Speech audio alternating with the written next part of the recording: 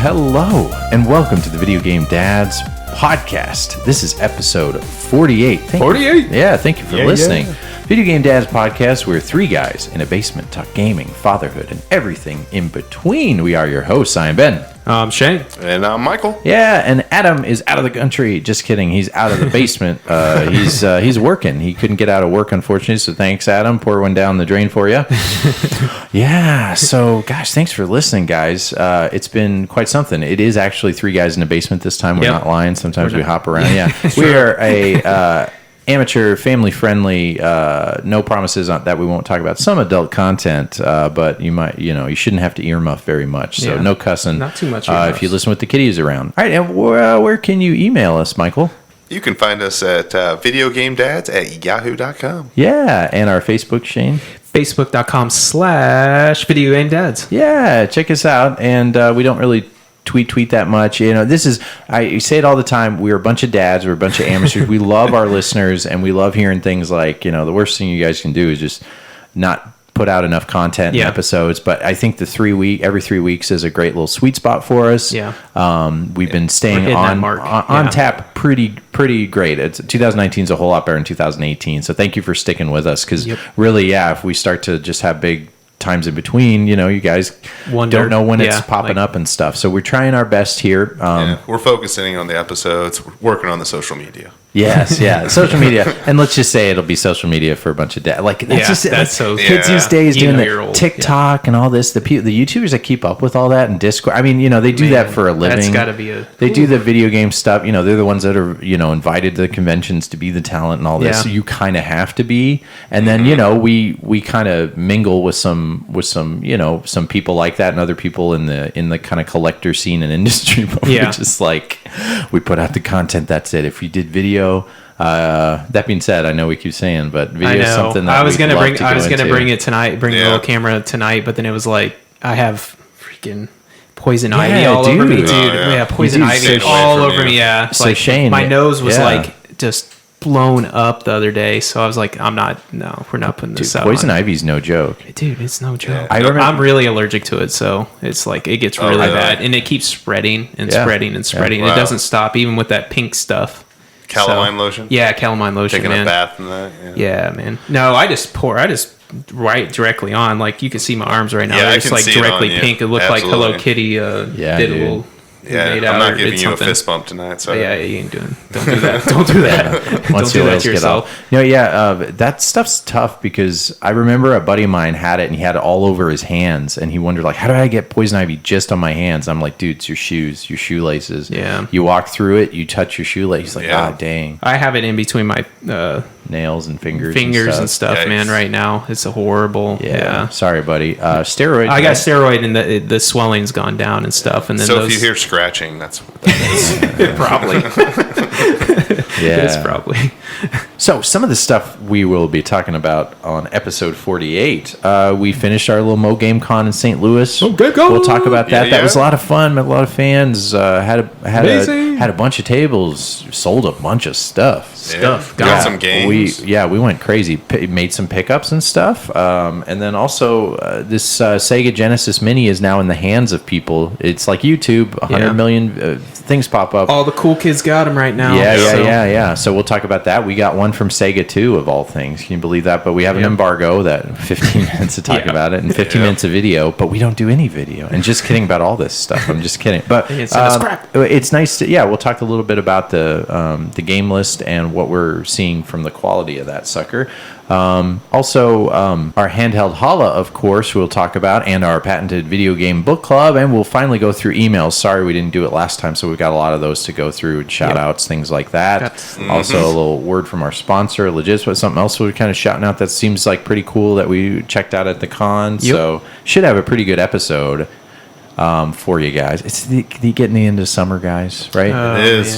Back to school. Back to school. Okay, I'm not a fool. All these kids, back to school pictures are just flooding the old. That's what I was gonna say. Just flooding it right now. My wife just dumped those on Facebook. Well, I mean, everybody does it. But I was thinking about doing one because Sebastian's just 2.5, and I'd be like, make, because he repeats stuff, and I'd be like, all right, back to just eating my waffles in the morning. He doesn't go to school. Still the same old thing. Yeah. No, that's Lexi's going to kindergarten, so so we took the picture out front. It's crazy. This week has been just nuts prepping for schools, getting school supplies. Yep. Going for to go to eat hot dogs and meet with the teacher. And then the next day was 1 hour in school. And then the next day is a half a day. And then we finally have just like regular school where we send her on the bus. So it's like, the prep time on this. Is there first year on the bus? No, she went on the bus with her other school. So. Oh, okay. Yep. Yeah, my boy Alexander is his first year on the bus. Oh, really? But he's kind of all about it. Wait a second. How old is he? 3. 3-year-olds get on a bus? They have these like special buses that have like car seats almost built into like the benches. Whoa. Yeah, that's the one that pretty Lexi's legit. on. Yep. He likes it. He's like way up high. He's like, I ride way up high, and like he can see out the window and everything. And, I know. We were like so sad when Lexi first was getting on the bus. We're like, oh my gosh, she's gonna be so just torn up on going. Mm-hmm. Absolutely. So they're not. She was like, bye, Dad. Bye, Mom. See ya. Alexander really likes the buses because he like sees them in the street, like when we're driving down the road. He's like, oh, a school bus, and he like really likes them. They're not death traps anymore, because I remember the bus, maybe 2 of the seats had seatbelts. Oh, exactly. And it's like, why did they do that? Is it just the state minimum back in the day? Like, I never had seatbelts on my seatbelt. I was extremely concerned. I think it's still the same way, but when you're younger at that age, they have the 5-point harness or whatever it's called, the harness. Yeah, exactly. So, but I think when they get older, it's still pretty much a death trap. Good, so. And they also have two bus drivers, quote unquote. Yeah, they have a driver, and then they have like a helper who's like always in the back in case like some kid has an issue or something that they can like run over. That's and, like, good. Yeah, I kind of remember that from my high school too. So I would have been in high school in the 90s or late 90s, mid 90s or whatever, and riding the bus. I have good memories about that. The bus is like, do you guys have good bus memories? I do. No. I wasn't a bus kid. You weren't a bus kid? No, okay. I wasn't a bus kid for the most part either. So, but a little bit. I think I did it for like 2 or 3 years. I always had an older sister and brother. So, yeah. But there was like a 3 or 4 year period where I did ride the bus, and no, it wasn't fun. It was always fighting and really? Yeah. But always just talking crap. I like this. Yeah. I like the social aspect of it, because I went to like Casey Mill, like the public schools or whatever, so you got a lot of different types of kids, but like there was like the cool kids there, the kids that would yell at the bus driver and get kicked off the bus. I don't know, it was kind of cool. Cool because then you would talk to other people that you normally didn't talk to in that time period when you're getting dropped off. But man, I tell you what, there's some kids that would mouth off, and so they would set up a fight afterwards. It's like, all right, buddy, it's go time. I can remember elementary school, I was in a kind of a weird situation where I wanted my mom to drop me off like 2 blocks away from school so I could like walk up, because it wasn't really like cool to like have your mom drop you off or whatever, but if you like walked up, it was on the old Spider-Man movie. You guys see that? It's like, say I love you, say I love you. That movie's freaking great. I would do that too, though. But no, I see that on like whatever Stranger Things and all the other stuff, like, oh yeah, you don't want to be pulled up by the school. But like I had the opposite effect, because a lot of kids hated being on the bus, and I was on the bus sometimes, but when I was dropped off by my mom, I loved it, because then I was like, they're a lot quicker. I don't know, because then you don't have to sleep. You don't have to get up as early and stuff like that. It was cool getting dropped off by like your brother and sister, because like they always had like a cool car, so it was like you pull up in the cool car, and then we get to listen to tunes that normally I didn't get to listen to. So that was well, I don't know about you guys. I had like metal. There was always a long line because I had to go through metal detecters. Oh no! See, I grew up in a small town school, so no way. I was like Dangerous Mind School. Casey Mo Public School was like, that's suburbia. All the people left. It's like, but I went, and I don't know. It was funny because I told stories about that later, and they're like, oh, you went, and it was just like a way of life. It was a normal thing, but it wasn't necessarily due to like the shootings and the gun stuff that's happening a whole lot more now. I think it was just due to the fact that like that was the rules, and we would you'd never had anybody bring it in. And they had the wands, and they'd wand you and everything, and they'd look through your backpack and stuff. But that is kind of crazy. We had actually no security cameras, but see, like my junior year is when the Columbine thing happened. That was my shooting. When was that? Yeah, it was my junior year. I know for sure. How old are you? You don't know how old you are? You don't want to say? I'm 37. Okay. I was a sophomore. That makes sense. Okay. Yeah, so we had like security cameras installed. I remember they put in a bank of like 20 security cameras after that, and that was like they had like made our security guard, so we doubled them from like 1 to like 3, you know. Wow, yeah. And it was kind of a big deal at the time. Nah. No, it was. Our students we still had gun racks in the back of the truck, and we're still rocking that. Johnson County. I'm a little bit younger. Not so much. Yeah. Middle of nowhere, central Kansas. That's you don't really care about it as much, I guess. Yeah. The first I went to a country club high school. We were good like at tennis and like swimming and like golf. Oh wow. And people like drove like Jeep Grand Cherokees in. I'm not gonna lie, like it's the truth. Do you guys remember though? Do you remember like having a big deal about your clothes going in? Because that's another big thing that I don't remember. Like the first day of school, making sure you had a good outfit. Like man, I always had to have that fresh outfit. That first week, I just wear my best outfit. Boom, boom, boom, and after that, it was like who cares? Put it on replay. And who cares about Tommy halfway through the years? And Nautica and all that stuff. Nautica, little polo. Nautica. Oh my god, we were so stupid. Yeah. But honestly, it's all back now. It is sort of. My wife and I were tighter. My wife and I were in the mall, and we go to the what's this? It's like a really cheap store as far as the clothes are cheap, but it's super trendy. But it's meant for only like teens and stuff. I haven't been to the mall in like 10 years. Okay, I forget what it's called, but basically all the stuff there are like really faded jeans. All the stuff my wife had me get rid of, like where the jeans look like this color gray wall, where they're real like acid wash. Yeah. Like that's what kids are wearing now. Mom pants, no belt. No one wears a belt anymore. Yeah, belts. Or like girls wear like these shorts and then they pull them up as much as they can. That's the weirdest thing. It's that is so just no. Yeah, no. It's what we used to call like mom pants. That's what they're doing now. It's interesting. I know. It's almost like an 80s type of thing. No, but it's like early 90s. Is that early 90s? Yeah, okay. I don't know. It's funny. Yeah, the stuff that like it's like basically like 1989 through 1993. Yeah. If you could take all my clothes, I could sell them to like hipsters right now for buco bucks. Like got some Jankos in there? Yeah, like I don't see Jankos around though. Faded shirts or sweatshirts. Or teens now are wearing sweatshirts in the dead of summer. Yeah. And that's cracking me up. Yeah. My niece too. Like she came over and it was a good like 92 degrees, 100% humidity. She's in sweatpants and jeans. Nope. But like not comfortable wise. Like that's like the cool dress now at the mall. All the kids are wearing all. Oh, man, that's weird. No way, man. I dressed comfort back then. It's like baggy, everything baggy as could be. When does it get to a point our kids realize what they're wearing? Like my son, I always ask him in the morning because it's big about giving kids choice. Yeah. Like we're always on autopilot, and I feel like we're so lucky. He's such a good kid. He sleeps really well, but like sometimes we just get on autopilot, and I think like, okay, giving him a choice. So I let him choose his clothes out of like 2 choice, not the whole rack, because then he can't. That's asking for disaster. But I pick out 2 shirts and 2 pants. If there's a dinosaur on it, he'll always pick it. Yep. But then I confuse him by getting 2 different dinosaur shirts, and then he's really got to think about it. Right. And I love looking at his little head where his hair is all bad. He's like 2.5. He's like, the red one or something. Dude, taking that red one. Yeah, because otherwise he just defaults to dinosaur. I was like, there's not a dinosaur. It's either going to be Slim Jims or this not Breaking Bad. What the heck am I thinking of? The white rap group. Help me out. White rap group? Beastie Boys. Beastie Boys. Yeah, you're right. So is that what you're talking about? Third base. It is. Yeah. Okay.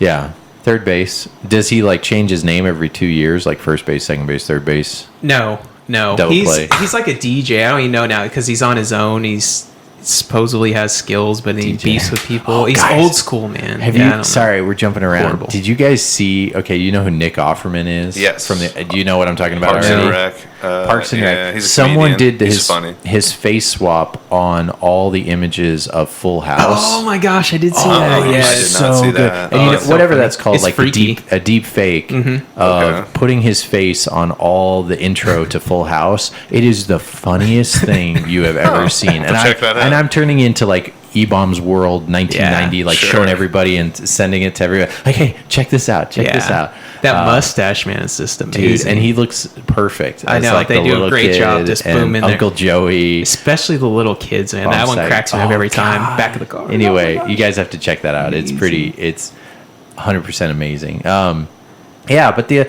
school supplies, this kind of stuff, I always give back like $5 when they say like you want to give an extra $5 for a backpack. I'm like, sure, because I know where it's going. Yeah, that kind of thing. But I picked up some games. We talked about that a little. Five Below. There's some. Absolutely. Yeah, if you guys have a Five Below in your town, just a little quick Shane. Pro tip. Check out Five Below. They usually have video games, but usually just like overstock 1 or 2 choices, and they have it by their top rack of their It had electronics. in there before, I've heard. Yeah, they're always $5 and below if you have the. They're not in every state. I kind of looked it up, so it's basically like a fancy dollar store that goes up to $5. Yeah. See, I didn't know what it was. I always looked at those, and I seen people post stuff there. It's like they found some video game stuff, but then I was like, didn't really put it together. And then when you told me that, I was like, okay, gotta start checking that out. Yeah. I was the same thing. I didn't know what it was until I finally went there. Yeah, actually, I was at the Five Below with my kid, and actually kind of ran into a little issue. Recently been potty training Alexander. Yeah, going through that whole issue. Did he do a 2 below in the 5 below? He actually did. Oh boy! But I'm ching. Yeah. But I actually forgot to bring his like little potty seat. Yeah. So I had to just take him in the bathroom and kind of like hold him there. Wait a second. The old hover move? No, not hover. He just kind of sat and I like held him so he wouldn't like fall in essentially. Yeah. But then it's funny. Then it's just elbows and knees and a head. It's pretty great. It got real awkward because normally I'll either bring like kind of a seat cover that's kind of like makes this toilet smaller so he can't fall in. Yeah. So mid interrupt that's the thing to do, right? I didn't know. It's either that. I've also just brought his whole like mini potty too and thrown it in the trunk and just had him like go in between cars before. Like I'm not gonna lie, I had that happen a couple times. But I think kind of bringing that little seat cover is probably the best method. So he's like outdoorsing it. That's cool. Essentially. I've never ran into that, so maybe parents are good at hiding that. But, yeah, we went to like Red Robin and just did that one time. Yeah, you got to do it. I mean, who's going to complain? Well, See, on road trips, we take the potty chair with us and we keep it accessible to us. So then we'll just pull over on the side of the road and say, "Go on the potty." Yeah, there you go. See, and then they were dirty, and then dump it out. And then clean it. Yep, it's just kind of the whole method that you do. I didn't know that was a thing. Good to know. Yeah, that's the PWT to way to do it. You know, yeah, you got to. I mean, why are you going to stop at every bathroom? I think it's cleaner that way, better that way. I mean, I like where your head's at there, Mr. Michael. I mean, sometimes you just got to do what's easiest. That's better because right now it's like, full transparency. My son's 2, and I've recently discovered how much easier it is to like do showers instead of the bath. So I think I'll talk about that later. It's like boom, it's like done. It's quick. You shower him off. He does his hair and whatever, and then he's done. But he's been taking to using the shower as a bathroom. And he like kneels. But I'm like, in a way, it's like you don't say no or stop. It's like he knows, and it like associates. At least he something. knows to go in that certain area. Yeah, because he was going, he was, going pee in the shower. Not something I think adults should do, but as a kid, if it helps him realize and control what he's doing, and he says it and he's proud of it, I'm okay with that. If he's saying it, I don't mind. Yeah, that's a good move. But the other thing, not so great. Not so great. Yeah, so the other one, no. He did that a couple times, and I'm just thinking like, now I've got to shower again in the shower. But you don't. You just like, okay, good job. Like he at least tells me he's going to do it. That's the thing. He's getting to the point where he's telling you he's got to go, and that's good. We just finished up. No diapers. Potty training's done. Everything's done. So, on everybody. Yes, they're all good to go, man. Every once in a while, like Lucille, my youngest, she'll go in the bed, but man, we're lucky. I'm so happy to have that done with, man. Having kids, we had 3 kids in diapers at one time. I remember that's when we started the podcast. Oh my gosh, man! I tell you what, I was just put in an awkward situation. I had no idea I was even going to be put in. I mean, I'm not going to lie. So when we were at this Five Below bathroom. When he goes to the bathroom, these little potties, he has a problem like holding his little wee down. And so, a lot of times he's just peeing all over the bathroom, all over the walls, and he's like he's so cute when he does it because he comes out and he's like, "It's okay, we can clean it up. It's okay. Don't worry, we can clean it up." And I'm like, yeah, it's okay. But now he like when we were there, he's like, "Hold my wee down," and like so you kind of like either have to debate. There's people in there, and you have to debate like whether you're gonna like hold his wee down real quick or just have him pee all over the place. So you kind of got to do it. And it's just like a dad thing that you just never think about that you're gonna have to deal. Yeah, you got to do it, man. You pops, man. Oh no, 100%. But it's just like one of those things when he looks at you and he tells you to do it. You're just like, all right, and it's one of those things. Yeah. You got to point the hang dang down, man. Well, it's going to go over you too. I mean, it's just like that was my option. This is the reality. It is true. We're getting close, although we've got I've got another one on the way. Another So I'm thinking another 3 years. I know. Yeah. The old restart. I mean, at the end of the day, like, I can't believe it's already been 2.5 years. Like, having a kid is, like everything they say, it's the scariest thing ever. It's the best thing ever. Absolutely. I love how it makes it easier to, like, I don't know, like the video game stuff is less important. Yeah. And I like that. I do. Because the video game stuff was kind of like filling that void. It's kind of like people with pets who don't have children like us. Like, we didn't want them for a while, and that's perfectly fine. Have kids, don't have kids, whatever you want to do. But you do start to, like, around your 20s or 30s, like, your body, and I really feel like your own, like, inner workings wants to take care of something. So you start to, like, I don't know, curate a collection. And I always would hear, like, when people had kids, like, okay, they got to sell it and they got to get rid of it. But I think it's kind of nice because it becomes less important. So then you could pass on to somebody else, and then you are still sharing your, like, hobbies, but you're not just doing one thing. Because right now, video games to my son is not a big part of his life. A big part of his life is, like, Hot Wheels cars. Yeah.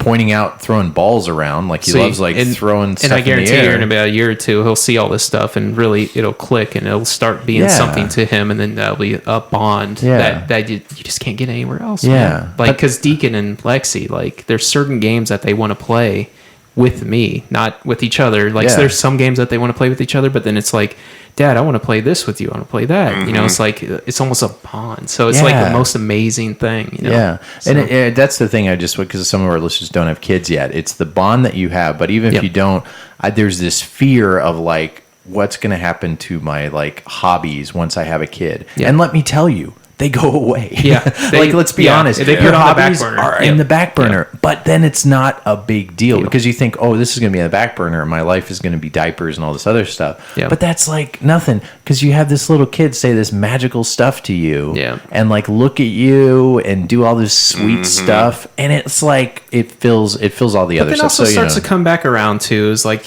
like, because I'm at the point now where it's like kids are getting just a little bit older and it's starting to come back where collecting's, it's starting to get a little bit fun because for a little bit there it was like I want to spend no money on it. I don't even want to look. I was tell you honest. I didn't really want to look at it. I would want to talk about it. I still want to talk about it because I enjoy talking to you guys about it and our fans about it. But it's like, but just me sitting there is like I don't want to watch YouTube. I don't want to do that. I don't care about it. It's like I got other things to do. Now it's starting to slowly creep back in. Of like my own little thing. So you would sometimes look like when you come and know when you were in the heat of it with the young kids, like you just saw a T-Rex. You have this like look on your face, like we come down, we're all chilling, and you just look like you saw a ghost or something, like you just saw Flatliner or something. Like I just saw something real, dude. I just saw something real because you're in the thick of it. But that's what we say. Like I'm interested. Hopefully we'll still be doing this podcast, but 5 years from now, it would be completely different. Yeah, completely different. I think we could actually do some extra stuff. Then it's filled with other stuff like soccer practice. Yeah, absolutely. There's always something. But it's amazing when your kid starts talking back to you. Not talking back to you in a bad way, but talking back to you in a good way of just like, Dad, I love, just like having a conversation with like Lexi is just amazing. Just a little personality. So it just really grows. So it's great. Yep, that's awesome, and congrats too on the most recent. Yeah, the rescans. We have another set of scans though. We actually leave next Thursday, so we have to wait on those because she's getting her teeth worked on because her saliva glands got sort of messed up through the radiation. Yeah, so the proton therapy. So it's not producing the saliva in your mouth that it's supposed to, so a lot of her teeth are getting really messed up right now. So we're trying to figure out how to get that working, and then but yeah, she's doing great though. I mean, but we got those rescans, so after that, but her first set of scans, great, so we're happy right now. So yeah, we're doing good. Yeah, Lexi's doing great. Great, awesome. Any more kid updates before we kind of get started? Anybody? I think that's all I got. Okay. Yeah. All right. Well, what do you say we get started on our video game book club? Hey, it's me, everybody, Tim Kittro. I'm here to talk to you about Old School Gamer. Old School Gamer is the magazine for gamers. It covers arcade and retro gaming, gives you gaming history and in-depth interviews with people like me who were there, and it lets you know what conventions are happening and when. Issues come out once every other month. Plus, a website full of even more razzle-dazzle, and it's all for just $30 a year. So visit oldschoolgamer.com and subscribe now. Whoa, boom shakalaka! All right, our video game book club brought to you by Old School Gamer Magazine. Woo!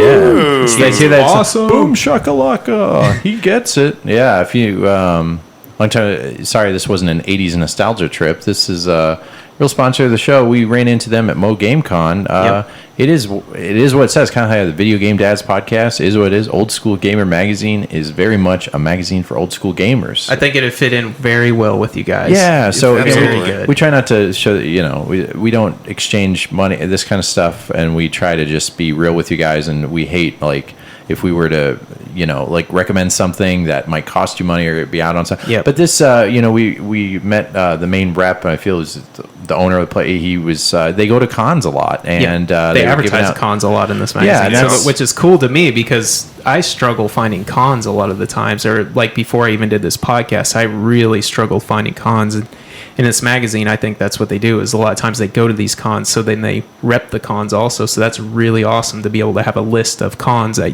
you might be able to go to in your local area. So Yeah, so it's bi-monthly magazine. So it's $30 for a year subscription. You can also get a digital format, but I'm just speaking mainly about the print ad. It's a nice magazine. It's that would equate to $3-4 per issue. Yep. Which I think is great. It comes with a little fun price poster point. on the inside. Yeah. It's Yeah, the meant- one you posters got's are really legit. cool. yeah, it's meant mainly for kind of like guys like us, and so that's why we're letting you guys know about it. Because if you're interested, we don't necessarily have a coupon code, but maybe they have something to say like where you heard about it. So you could say Yeah. you heard about it on the Video Game Dads podcast. Yeah, that would help but us out. Yeah. yeah, check it out. I think they even send you a free first copy or something like that, or at least they kind of They say work if it you in there. Yep. yeah, check it out. Yeah, definitely look at the website. They have all the information on there. Yeah, and they've got what else they got in there, Shane? Real Well, quick. they have like features of platformers and stuff like that. Brett Weiss is writing some stuff in there. You guys know Brett. Yeah. We've talked about Brett on here They'll before. put price charting So- in there. Yeah, there's a little bit of price charting like guide back there, which is really cool. It's kind of a handy little thing. I mean, The we should poster actually. is really awesome because it Yeah. reminds me of almost like a Sports Illustrated or like a Where's Waldo type of deal. So you're Yeah. having to like figure out the characters because a lot of their issues they have a bunch of characters on the front, like on the one I'm looking at right now, Toomba, Kirby, Sonic, Mario, and you have to like. Who are these characters? And you can sort of look in the magazine and you try to name them off before you go looking through the magazine. So it's just a fun little deal. Like it reminds me of being a kid. Like, Yeah. So, there was a few of them. I'm like, who is that guy holding that little like gold jar, And then I could go in there and look. And it's like, it's him. So we it's get really we cool. get a lot of correspondence randomly of people trying to tell us Yeah. about a product or something, and it just doesn't fit for us. Or Yeah, it might be there's like, some. hey, this PC thing that you can get and download this and that. It's like we if we can't really figure it out, this is nice and simple and visceral. It's a magazine, it's a video game. If it sounds interesting, check it out. Thank you for sponsoring us. And Thank you. let's talk about these games. Video Game Book Club, huh? Oh, yeah. Let's do it. Oh, and it's at oldschoolgamermagazine.com, I believe. You can find it. Just put that in Google and you can find it. So, last week we had our Video Game Book Club pick for the Xbox, and we had Mr. Shane. Yes. And what game did you pick? Curse. Yeah, Eye of Isis. Yes. Yeah. Oh, yeah. Yeah, and it is ISIS. It was before that. We Yes. made sure. It's funny. When looking at coverage for this, sometimes they'll say Iris or whatever. Yeah. Yeah. Everyone say and Iris. everybody's doing it, Especially and they now. don't do it. Yeah, but anyway, it's Curse Eye. This is Egyptian theme, so we'll Yes. go back to it. That's the whole point. That of was my this. whole thing. I knew that was Yeah. because of the Egyptian Not theme. terrorists. Yeah, so that's our video game dad pick. And our video game listener pick was from Derek Lauer. And he did Timesplitters 2. So, yeah, what do you guys want to do first? Let's do that pick. Dad Yeah, pick. Let's go. absolutely. Curse. Xbox. Shane, we kind of talked about why you picked this. You picked it basically because it's like it looks like a cool survival horror, right? Yeah, pretty much like a Resident Evil style type of game, and it didn't disappoint on that. Yeah. Like it is a very much Resident Evil type of game, just not as cool. Yeah, so it was from a British studio called Asylum Entertainment. It came out in 2004. It was also a PC game. Didn't make it to the PlayStation 2 here, but it did come out in Europe over there. But it's got like a Resident Evil thing, which is Yeah. also kind of up your up your alley. Yeah. Shane. But it doesn't have a fixed camera, that kind of thing. The storyline is a little bit different. The reception of the game was kind of mixed, but it got pretty good reviews, and now it's a real deep kind of hidden buried treasure cut type of thing. And we always do back of the box, but I kind of thought, like, let's do the back of the box early because this is when we're renting it, right? Yeah. So let's see if this lives up to our review. We sometimes forget to throw it in altogether, but let's read the back of the box. Because, internet, not as much of a thing. Evil has survived. A priceless Egyptian statue mysteriously disappears from a museum the night before a massive exhibition. And this is before, Night at the Museum. So protected by an evil curse, the statue unleashes chaos, causing madness and violent death to all those who come in contact with it. Now, Darian Dane and his assistant, Victoria Sutton, must set out in search of the statue to find and return it to the pyramid for which it should have never been taken. A terrifying, thrilling battle against ultimate horror. Immerse yourself in distant worlds. Each more terrifying than the last. Control one of two characters, Darian and Victoria, each possessing unique abilities and weapons. Everything is against you. Even the most insignificant objects will become cursed and try to kill you. Combat horrifying creatures possessed by the curse with an arsenal of weapons, including a flamethrower, crossbow, mortar gun, trench gun. What is this? Trenchian? The gun guys are going to kill me. What is it? How do you say this? Trunchian? I've never. Close enough. roll with it. It's like a vintage gun. It's like an 1800s gun. Oh, okay. Yeah, it's like a kind of. I got accused on the Billy Club, so Whatever. I lose my gun. They should have called it Billy Club. Yeah, I only know because of Pawn Stars. Oh, okay. There you go. Yeah. Thanks, sponsor. Shotgun, rifle, and pistol. Yeah.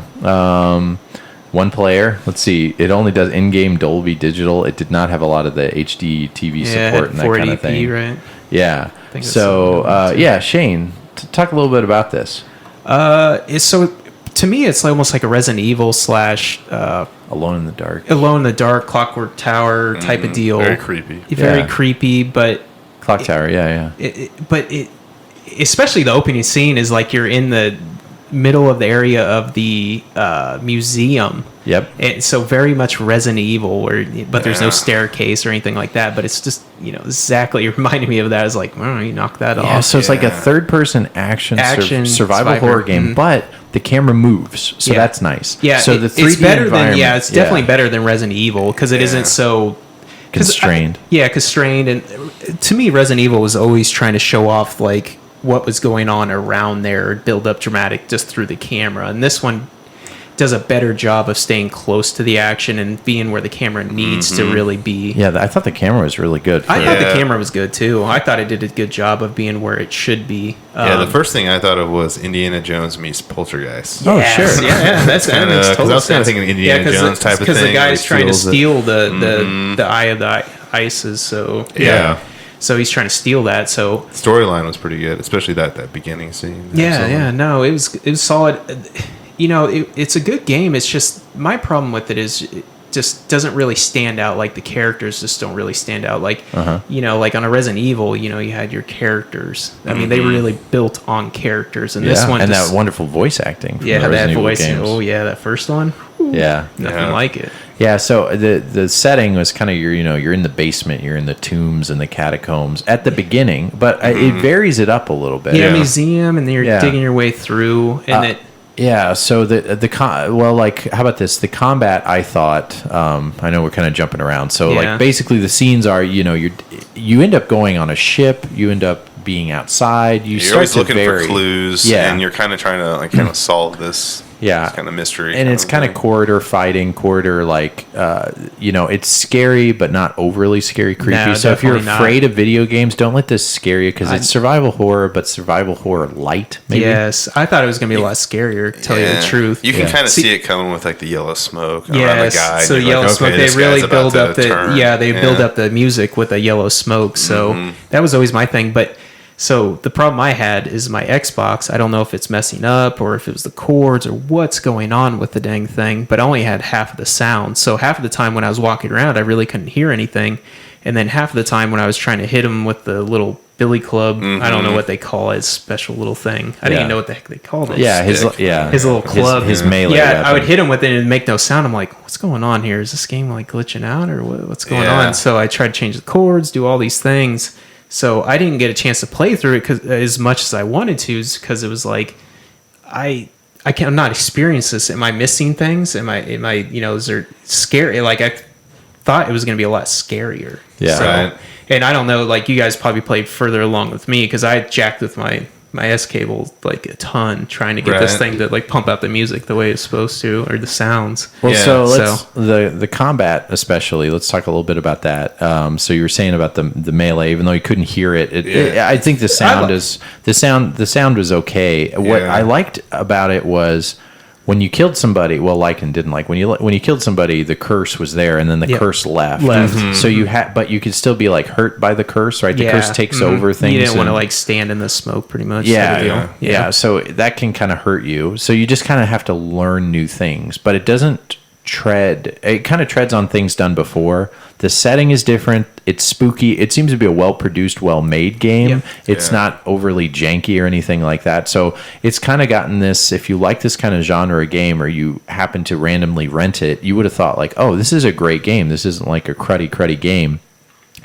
But does it do anything completely different than any of the other games that you've played before? Like, not a lot, right? Not a lot. And that's flamethrower was pretty cool. The flamethrower was cool, yeah. I don't know how many other games had flamethrowers at that time. But yeah. I don't know. Well, and you can never beat a flamethrower. Yeah. The flamethrower is always good. So. Right, and that came in handy because, I don't know about you, but did you guys ever get to the rats? No, I didn't get to the rats. But I had the flamethrower. I probably played like an hour's worth. Oh, okay. Hour and a half. So you probably just got the flamethrower. You get these enemies, and if you know with your shooting, right? So you'd shoot people, and you can kind of pick what area of the enemy that you're going to hit. Like you could hit the arm or the head or something like that. Kind of like a, it gives you some nuance to the shooting. But when you have rats on the ground, it's kind of hard to shoot rats. You can't. The only way you can, and the thing is, they can like hurt you and kill you, and they're super annoying. So you have to pull out the flamethrower, and then they scatter.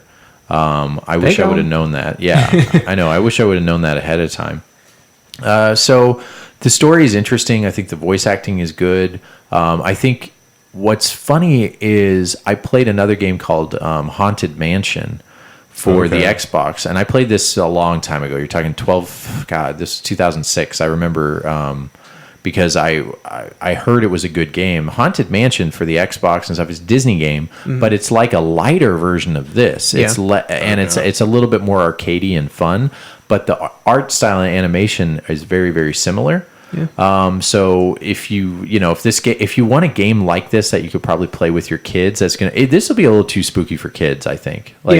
It depends the age. Especially the intro. Like 6-7-year-olds and stuff, I would not. This is not a game for them. But if you get Haunted Mansion, which is similar to this, this is like an alternative just to throw out there. And I love that game, by the way. So it's like. It's never on any kind of hidden gem list or top whatever games or whatever. I think I have it like on the Saturn. I'm not sure it didn't come out on the Saturn. No, it was a different one. Yeah. And Alone in the Dark too, like what I said, if you played all the old Alone in the Dark games, like that was the first before Resident Evil.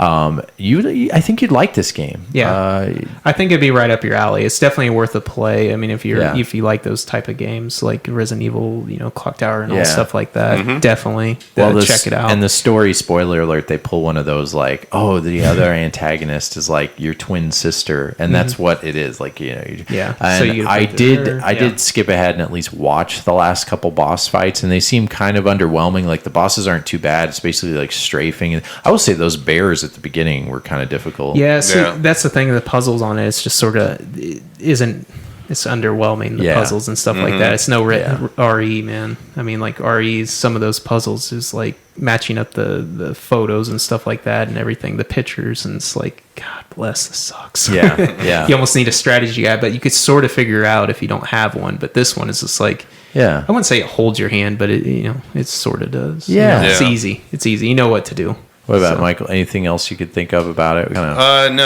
was going to say it's definitely not a difficult game. I would say pretty much multiple play levels could anyone could. You'd be fine. Yeah. you'd be fine. Yeah. Yeah. It's expensive.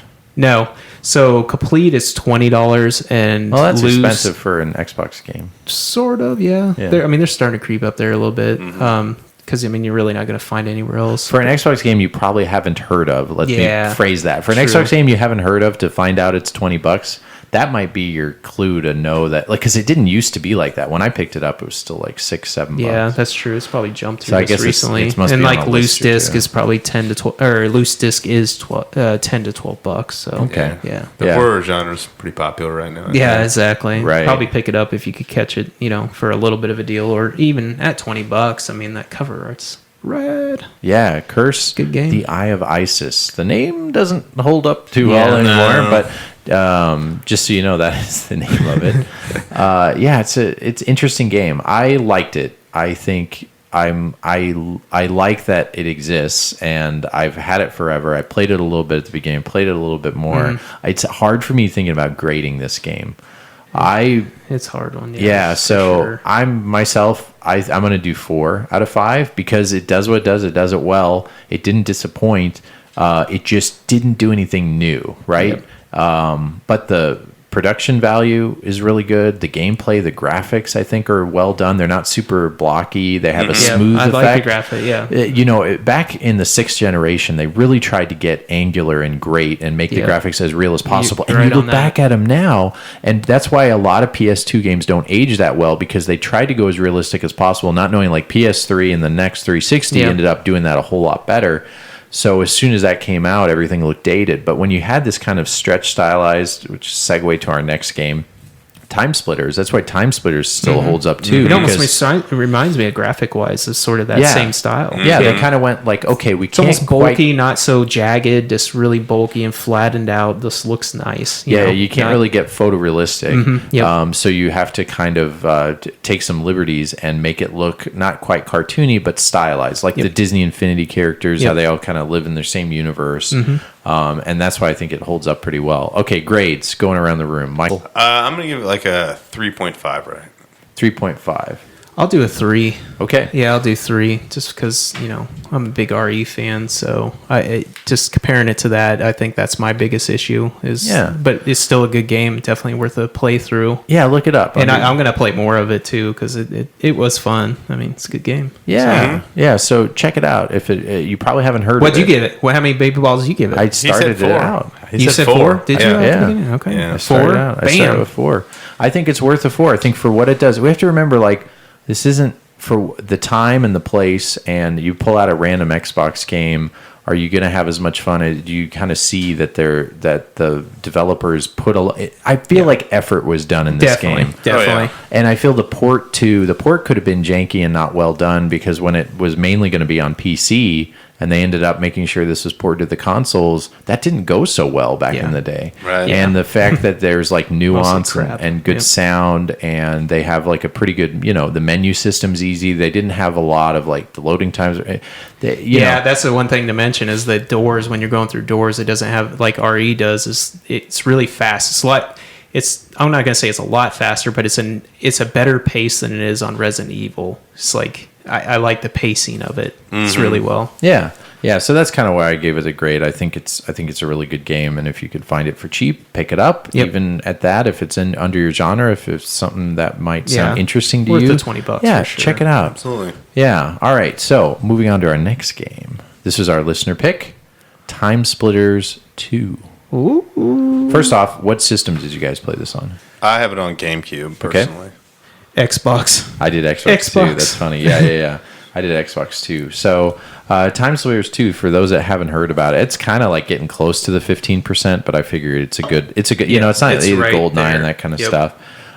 It's a first-person shooter, and it was developed by Free Radical Designs, and you might know them because they were a team that kind of got together, and they were the guys that worked on Rare. They did GoldenEye. They did Did they go after Perfect Dark. So after after Rare split up, they were yeah, because PS2's after the 64. You mean like yes, after they left, and really after Perfect Dark, the Perfect Dark guys kind of got together. GoldenEye was kind of just a one-off shot. Yeah. So the fact that they continued to make games is quite something. It came out on PS2, GameCube, Xbox. It's the second game in the Timesplitters series and a sequel to the original Timesplitters. A lot of people think that this was the better one to pick out of the two. Timesplitters 1 is still great, but this one is just a lot more polished. What year did this sucker come out? I'm trying to see here. It looks like 2002. Oh, man. 2002. Good year. Gosh. Freshman year of college. Yeah, that's my sophomore year of college. Yep, I remember. Junior year in high school. No, I was a senior in high school. Senior still? Oh, man. Senior in high school, baby. Young one. Yeah. Yeah, so this got some pretty good... Do you want me to read the back of the box here? Oh, yeah, go for the back of the box. Okay. It says, through a rift in space and time, pursue the hideous race known as the Timesplitters and eliminate their fiendish schemes to end mankind's future. And it says, blast through 10 environments in time, such as the Cold War Russian military base, the gangster-ridden 1920 Chicago, and the futuristic surface of Planet X. Cool. They didn't mention the Tokyo one. I love that one. Yeah. Keep going. Yep. An action-packed, epic story unfolds through the multiple objective-based missions with surprisingly animated cutscenes. Surprisingly. Cutscenes are a thing. Yeah. Rage all-out war against insurmountable odds, utilizing the most lethal weapons of every era. Choose from over 100 playable characters to fight with or against in furious multiplayer mayhem with up to 16 players using iLink. And it says, iLink. What's iLink? I'm not even really sure. It's iGone. Yeah, I was going to say, I'm not really sure about that. It says, create your own single or multiplayer games with the brilliantly simple map maker. Yep. Yeah, the map maker. There you go. Sweet. Yeah, so you're going through all these little travel areas. You have to get these crystals, and you're basically hopping through Quantum Leap and Stargate, which were popular at the time, right? Yep.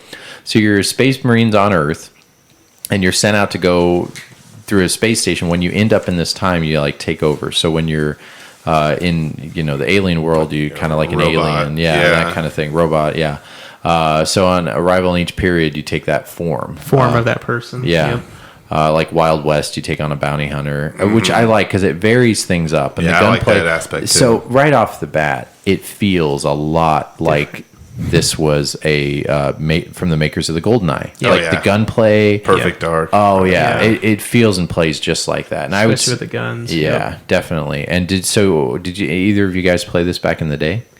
Nope, I did not. But I played it probably like 4 or 5 years ago when I picked this up. Oh, okay. What about you? I had some weird time of gaming, so I did play it back in the day, but it sort of fell to the wayside because I played it, or I rented it, played it, and didn't love it just because it was jarring for me to go from the different time periods, and then nobody else had a PS2 at the time because that's what I played it on, and my buddy had, my best friend had a GameCube, so he didn't have it on his system, so we weren't playing System Link, and we weren't doing anything like that. And I was playing more on his system than anything. So it sort of just went to the wayside. But man, I missed out big time. Yeah. This game's awesome. Yeah. So I'm reading a little more about this, and it's quite interesting. So like a year before Perfect Dark came out, that's a lot of the members left. And that's when they did Timesplitters. And so it was like almost a 2-year, 23-month cycle of like making this game. So that was, I don't know, I would say about average for the time back then. But it was also like kind of rare to have a first-person shooter of this high quality come out on that many different systems. Yeah. I can only imagine like it was probably like pretty strenuous to develop this game and have it come out so well. Yeah, see, then another thing, too, the problem was I discovered Halo probably a month or two after this, so there was no point to go back because I was like a Halo fan, loved the engine, how everything ran on that, which is they're sort of on the same level, but then they're sort of not, because this one has character and, has, a map builder and has things that stand there's a out. lot of extra stuff on there. Yes, this thing's crazy. The with extra multiplayer stuff. and the little mini games, it's definitely you get your money's worth with this sucker. I love how it has bots. I like having bots because that's a lot of the stuff I would play. I wouldn't play the single player a lot of times. I would end up doing the bots or the little mini games that they have on here. Oh, okay. Yeah. So I do that a lot of the times too. Cool. What was your favorite mini game or whatever? Like the zombies one, man. That was cool. Okay. Yeah. Yeah. You can't go wrong with zombies even back then. Yeah, definitely. The control, I think, is good for the time. It takes a little getting used to if you're used to modern shooters to kind of go back to this control scheme. Yeah, that's the only thing I kind of had an issue on. Yeah. Was because it was kind of still like the GoldenEye and Perfect Dark, where other games like Halo had kind of moved on to I think kind of more common. And I'm not for sure. It was right around that time. I'm not for sure if I played Halo before this or at the same time. I must have, because maybe that was one of my issues. Is when I played Halo, I was like, the controller just seems a lot more fluid in the way you should actually shoot. Mm-hmm. And when I played it, I was like, sort of stuck in the back. But it did it the best though for that age. Right. Of, shooting games. It did do it the best with the control style. Yeah. In my opinion. No, I agree. So it would have a lot to do with the controller of whatever system you're playing on too. Yeah. So I kind of feel like the Xbox and PS2 are going to be pretty similar. The GameCube is always tough for me for first-person shooters because of all those little extra buttons and stuff. Little nubby. And then I'm used to the old little nubby. Yeah. Then I'm used to kind of the Turok thing, the weirdness of that with. Well, speaking of, let's do a quick. I forgot. Turok's going to be pre-ordered for limited run games. Sorry to throw that in the middle of this. So I love Turok for 64. So hold a second. What system? Switch. Really? Yeah. That's big time. It's just going to be switched tomorrow. So it'll be a couple days after. Sorry, this comes out. But we record on Thursdays and it comes out on Mondays usually. But yeah, Turok for the Switch and Turok 2, the 64 one. And it's a very improved version because a lot of the fog gets moved back. Lifted, yeah. And there's some reviews of these ports that you can, I think, already get digitally. But they also have this special edition that looks like a Nintendo 64 box that has like a not gold, but like a metal 64 cartridge. I'll have to show you guys after.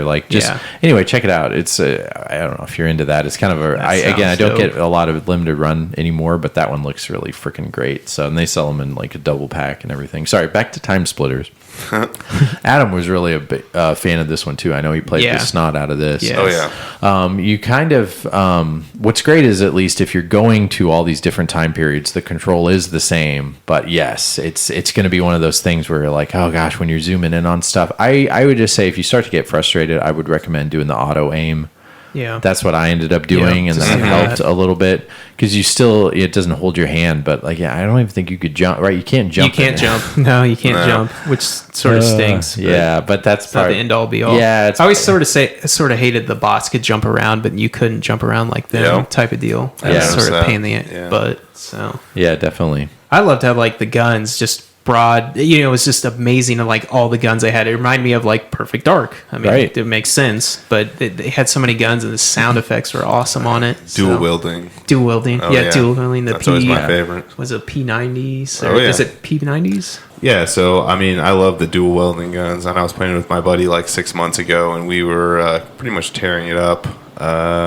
Playing co-op. Yeah, absolutely. Nice, it's pretty fun. Can't beat that. This is one I just wish it would get a modern remake or collection. What do you got about that? Yeah, no, they're actually making one. I actually heard that today on YouTube channels. Oh, really? Watching a Spawn Wave. I think it was Spawn Wave I was watching, but yeah, they're not doing a remake of it. I've heard they're actually wanting to do a full blown sequel, all right. Full-blown reboot type of deal, just making it a big world type of I don't know, man. Yeah, they're trying to blow it out, I guess. Just not some quick little remake. I can see which that. I'd have been happy with a remake. I think that would be an E3. Why are they announcing it randomly now? Well, are they just got sort of it? leaked out that they got the rights to it, I guess. Okay. So THQ, what is it? THQ, I don't have it pulled up in front of me. THQ, whatever they are, company. Just acquired the rights, and they said that's what they wanted to do. So we'll see. We'll see what it turns into. Yeah. So Timesplitters 2, it's kind of the amalgamation of a lot of different great things that makes the whole piece very good. I think I like it better than Perfect Dark. Yeah. I think GoldenEye beats it in nostalgia for me personally. Yeah. But there's some people who love these games, and I totally get it. I totally get it. I wish they would just do a reboot because it makes total sense. Yeah. Because it has the character sort of like a Fortnite where you have this sort of weird like a gingerbread man or like a zombie and this weird random crap. That's awesome. Yeah. It has character, unlike Halo where it's blah. Red versus blue. Yeah. Here you go. Yeah, and the same with our previous game, the stylized kind of characters. Same kind of graphics. Yeah. Yep. There's not much in terms of they talked about the cutscenes on the back of the box, but there's not many of them. But they're done well, and it's silly. And the music is fitting for each one that you're going into, each time zone. It's really awesome. Is that the music just fits it perfect. Yeah, it's really good. You feel like you're in the environment. Absolutely. Yep. Mm-hmm. Yeah. Kind of. What more can you say? It's a very good first-person shooter. How much is it? Oh, actually, I have multiples on these because I knew we all were doing different ones. So yeah, we're gonna go. Let's GameCube. So GameCube complete is $20, 15 loose. Okay. So Xbox is $8. Yep. $6 loose. There you go. A little PS2. Oh, I got the wrong one there. $13 and 10 loose. Okay. All right. Not too bad. They made a lot of them. It sold reasonably well. You want to hear something weird though? Is Timesplitters original on the PS2, $27 complete. Okay, maybe because didn't sell as well. Yeah, not as common. I don't know. It's sort of weird. It kind of makes sense. Like Halo 2 is like you see Halo 2 way more than Halo. I think. True. Yeah, the print run was probably a lot smaller. I'm sure. I don't know. Halo's packed in, so I don't know. This wasn't packed in with anything, so I don't know. Halo's packed in with the clear green one. Clear green one. I think it actually came with one of the later release boxes. They gave you some Halo game. Yeah. As well after that too. Yeah, I think so. I don't quote me on that. But I think so. I'm pretty sure. Can't believe how long it's been. It's crazy how long it's been. Yeah, my brother had the Halo Edition Xbox 360. So maybe that was it. All right, I'm torn between a 4 and a 4.5. I'm gonna say a 4, and if it had nostalgia, I would go 4.5. But I'm really torn. What about you guys? I'm gonna go 4 also, just because the controller just, man, if it would have came out, I don't know, that it came out a little bit before, it would have been a little bit different. It would have been the best of the best, but it came out a little bit later towards the end when Halo was coming, so I got to give it a 4. Give it a 4 because of the release date. Okay, interesting. Yeah, sort of, just because of time period, what it was going against and what your controllers could have been. Type of deal. Okay. I know that's weird. Sorry, I'm guys. still going to give it a 4.5. I thought the overall play was really fun, and even just going between time zones changed it up enough that it wasn't, monotonous and dull. So for a first-person shooter at the time with all the World War stuff and all the other stuff, different types of weapons and everything. I thought it worked well. So. I agree. It's definitely worth checking out if you missed this. So thank you for that.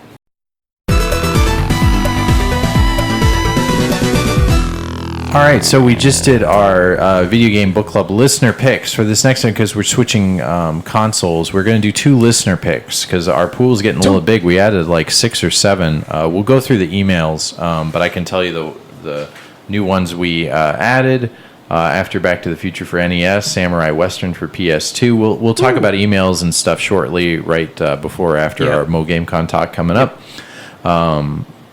So we could talk about the emails, but X-Men Legends 2 as well. Katamari Damacy. It's funny, a bunch of PS2. Katamari Damacy for the PS2. Wow. Cannon Fodder for the SNES, and then, of course, an NES game, Super Spy Hunter. Those were all added to the pool. So we did 2 listener picks. We did it in our official randomizer, our little bingo ball. Bingo bango. All right. So more pew boppy.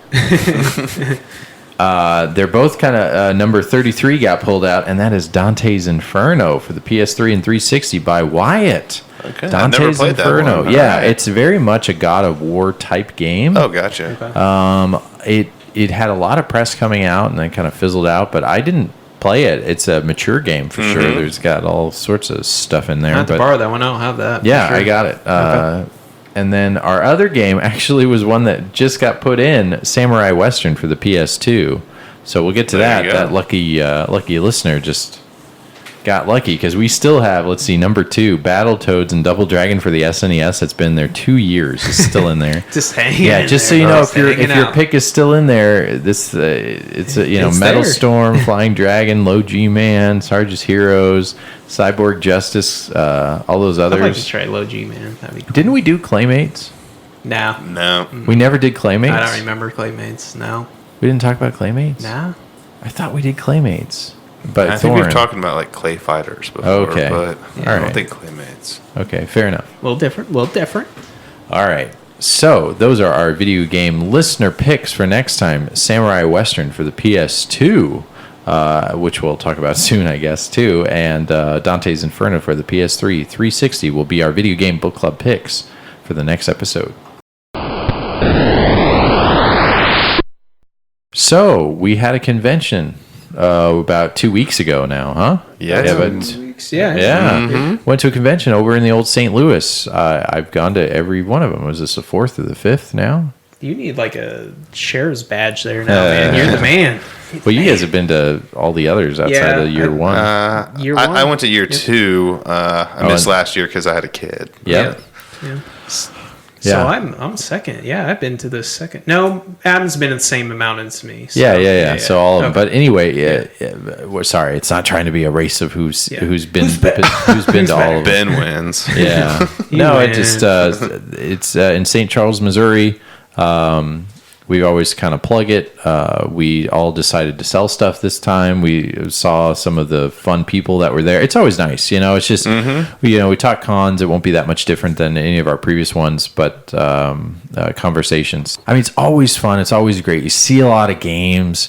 You see a lot of people that you know. This time was different because I think all of us. Yeah, we're in a different gear. Of we were trying more to just selling and getting rid of stuff. Yeah. But first, I like a lot of the listeners. I'm going to give some shout outs from the get go. Shout outs. Yeah. Dan, Aaron was great. Aaron came up and helped out a lot, and played games with him after. We could talk about that, but. He was just really helpful helping to set up Teardown, and actually also he's really good at Mario Brothers and Galaga, by the way. Yeah BTW. Elliot as well. Elliot was really helpful. He actually reached out to us so thank you, Elliot, by email offering to help bring out games. And so I was going to go with my wife, and all of a sudden, my wife's 5 months pregnant, going on 6. Yeah. Really about 6 now. She ended up getting super dizzy and was throwing up. She had this inner ear infection. Wow. So she couldn't go. So I had this huge Airbnb by myself. Yep. And but anyway, back to Elliot. He offered to take some of my games down for me just on a whim, and that would have been helpful because I wouldn't have had the room for it. Adam was going to bring his trailer, but that didn't work out, so I was left with a few days left. Oh crap! How am I going to bring down all my games? Yeah. Am I going to even be able to sell anything? And it was nice. It just worked out since I went by myself now. I wasn't able to bring Sebastian and wifey because she just wasn't feeling well, but it worked out. I was actually thinking I wasn't going to be able to go last minute. Yeah. I was going to have to back out, but luckily she started feeling better, not better enough to go to the con and sit in a car, and we also had some friends that stayed and helped out, so it all worked out because of course family first. I wanted to stay home if I needed to, but didn't need to. But anyway, back to other people that we saw. Brian, shout out to Brian. Bill, he's always got that Pizza Rats shirt and logo thing. He was there too, so shout out to you. Cool. Mark and his kiddo John, Ross and his son Gavin. Thank you for coming up. These are all people that came up to our booth or whatever. Yep. James Edwards, Matt, Isaiah. Hopefully we're not missing anybody. Yeah. I got to play some games with Isaiah. We played some Pin. We played Pin for a while, man. Drank a few brews. Yeah, he so also came up from Kansas City. Yeah, he's a Kansas City guy, so we went to the barcade after all that, so that was a lot of fun. But yeah, let's talk a little bit. We sold a lot of stuff. I mean, it's kind of hard what to tell about because also it's exhausting. Beth, your wife was there. Yeah, my wife was there, thankfully, because she's a really good. She's better at selling than me, and then I was sort of trying to price stuff because the night before we stayed with a friend and it's they didn't have internet, sort of. You had to sit in a certain spot and it would sort of work. So it was oh my gosh, so trying to price my games and we got in late, so it was just like, man, she really did a great job. Yeah, shout out to her for getting White Castle for us. Yeah, she got White Castles, hand those things out like as a job. Man, that thing's awesome. Yeah, she did a good job. It was actually a lot busier than it had been in past years, or at least since last year, at least. Yeah, it was a steady flow of people, man. Just steady flow the whole time. Right. I didn't feel overwhelmed at any time, but it was just a steady flow the whole time. Yeah. 2 years ago, I was just able to buy a lot more, just because I was able to leave my table because it just wasn't as busy. But now I always had like 1 or 2 people always at my table, so I kind of had to stay. Yeah, that was it. So we had 4 tables. We had a ton of stuff to sell, and I think that's also why we had a lot more. Like before, I don't know. I mean, it's probably more people, but it was just really busy. So I wish I could have gone around the con and videoed, but I didn't have much time. It was like hard to be able to kind of like leave the booth because you knew that other people were like, there's always somebody getting something. It's less about security. You don't want people taking stuff. Although unfortunately I had two games kind of get swiped. Right when I met the what's his name? Cool Toy. That was a shout out to him. I don't know if he listens or anything, but he's a YouTuber we really like, does a lot of the arcade 1-up stuff. And I've always hinted at it on his comments and be like, hey, come out to my game. And he showed up, and I was like, hey, but he literally came up 30 seconds before I knew someone just swiped a game off my table. So I was left with this like, oh, it's so cool to meet you / I want to just tell you why my brain's not in the point of meeting you right now. Like, I actually wanted to give him like a toy or whatever. So I really want to karate kick these people that took my game. He did a shout out to Mo GameCon and stuff too. I just like he's got nice editing equipment, things like that. So that was cool. He does a good job. Yeah, sorry. Norm was there. Pet Country was there. Brett Weiss was there. Jay from the Game Chasers. Yeah, Jay from the Game Chasers. And that was fun because I haven't really met him before and that kind of thing. And I got to actually talk to him about like random stuff. He was a good kind of like bar guy to just talk to and at the barcade you guys were like really hamming it up there. No, he really nice guy. So and he did it. If you want to see the Fire and Ice episode he did, the Game Chasers actually features Mr. Adam from the podcast. So if you want to check out Adam's ugly mug. No, you're beautiful, man. You're beautiful. And to be honest, it took Jay a second because when I mentioned it's like they do so many episodes and see so much stuff. Yeah. It's kind of like us. Like we probably talked about the same stuff over and over again. I don't think how much he recalled about. All I remember is I drank a good amount at the bar, and I recommended. Ben really wanted to go to the casino that night. Yeah, I did. Well, all of a sudden, Jay was saying like talking to me about craps and playing craps, and I was like, I just do some of the craps. Yeah, I just do the slots. I rarely ever go, and he was telling me about all the strategy and got me all into it. I was like, shoot, I made a good amount of money selling stuff. Let's do that. And I think it was interesting because people always ask us the same thing if they don't know us. So like, do you have a store? And we're like, no, this is just 1% of our collection because we are idiots. Yeah. We're crazy. We have too many games. We're crazy guys. That's why it's great that convention is called Too Many Games. We had too many games. But sold a lot of stuff. I tried to have a nice mix of like eclectic little fun things. Yeah. And they all sold. There was only one kind of like big, I was surprised out of everything else that sold. My little hand radio. What the heck? The Crazy Taxi little remote control car like didn't sell. I had I would have gone a little like 40 on it, but it's like. And I picked it up at Portland. Yeah. And I really liked it. And I just don't have space for it. I think it's just a big item. But like all my other little stuff. Yeah. Tchotchke, like almost tchotchke kind of stuff. Yeah. All that stuff sold. And that went really well. What about you guys? Tell some stories. I was surprised. A lot of my PS1 RPG stuff I still have. So I was really surprised that some of those didn't sell. It's funny what. But then there was like some mid-tier like PS2 stuff that was like 15, 10 to $20, man. They sold out quick, super quick. Yeah, funny, man. PS2, yeah. I was hoping to sell my Atari 5200 because I haven't fired that thing up since I got it like 2 years ago. It just sits in a box with a bunch of games in box, and it was like put a decent price on it, and nobody even cared. So, that was sort of weird. I was able to get rid of a good amount of my sealed stuff that I don't really collect, but I just find it for like loose price or maybe even complete in box price. So a lot of that stuff, there's a lot of big time collectors out there with kind of that big money that are willing to spend a little bit more on for sealed games. Yeah. It's just not something you really find. You got rid of your Mario sign, didn't you? Yeah, like the McDonald's Mario thing, I had right? a few Mario signs that I got rid of. Actually, Ben purchased one of them. But and check out the YouTube. I made a YouTube vid of at least my pickups, which aren't very many because again, we didn't do a lot of pickups this time. But I had three. Yeah, I was gonna say I had three kind of main pickups. One was on NES. I got a game that I didn't have, Ninja Gaiden 3. Complete in the box. Yeah, so that's nice. That was a nice pickup. And I got it for a really good deal because it's been kind of selling around like $200. But I got him. He had it marked $150. But this guy's been selling for the last couple of years in St. Louis. Kind of his whole collection, and I kind of gave him the whole he was like $130 is a good price, and I was like, I know, but how long have you had this? And he's like, you're working hard on that bad boy. Yeah, I had to work him. Luckily, actually, Pat Contry came over and kind of helped me out a little bit. He could have blown the bubble and been like, this is actually a $200 game, but he looked at me and kind of showed me on his phone the price, and he goes, I don't know, maybe you could give him $120 for the deal, and he kind of just let it slide, and the guy agreed to it. So it was a nice of him, at least. That's cool, yeah. And I like we already said, the pickup of the McDonald's thing was probably my biggest one. The magazines, that kind of stuff. I didn't buy anything. You gave me the most gifts for my birthday. You just had some stuff laying around, and then we ended up doing I think we all did some trading. Well, we did sort of a trade. I traded you Blitz Special Edition. Yep. But then I got what was it?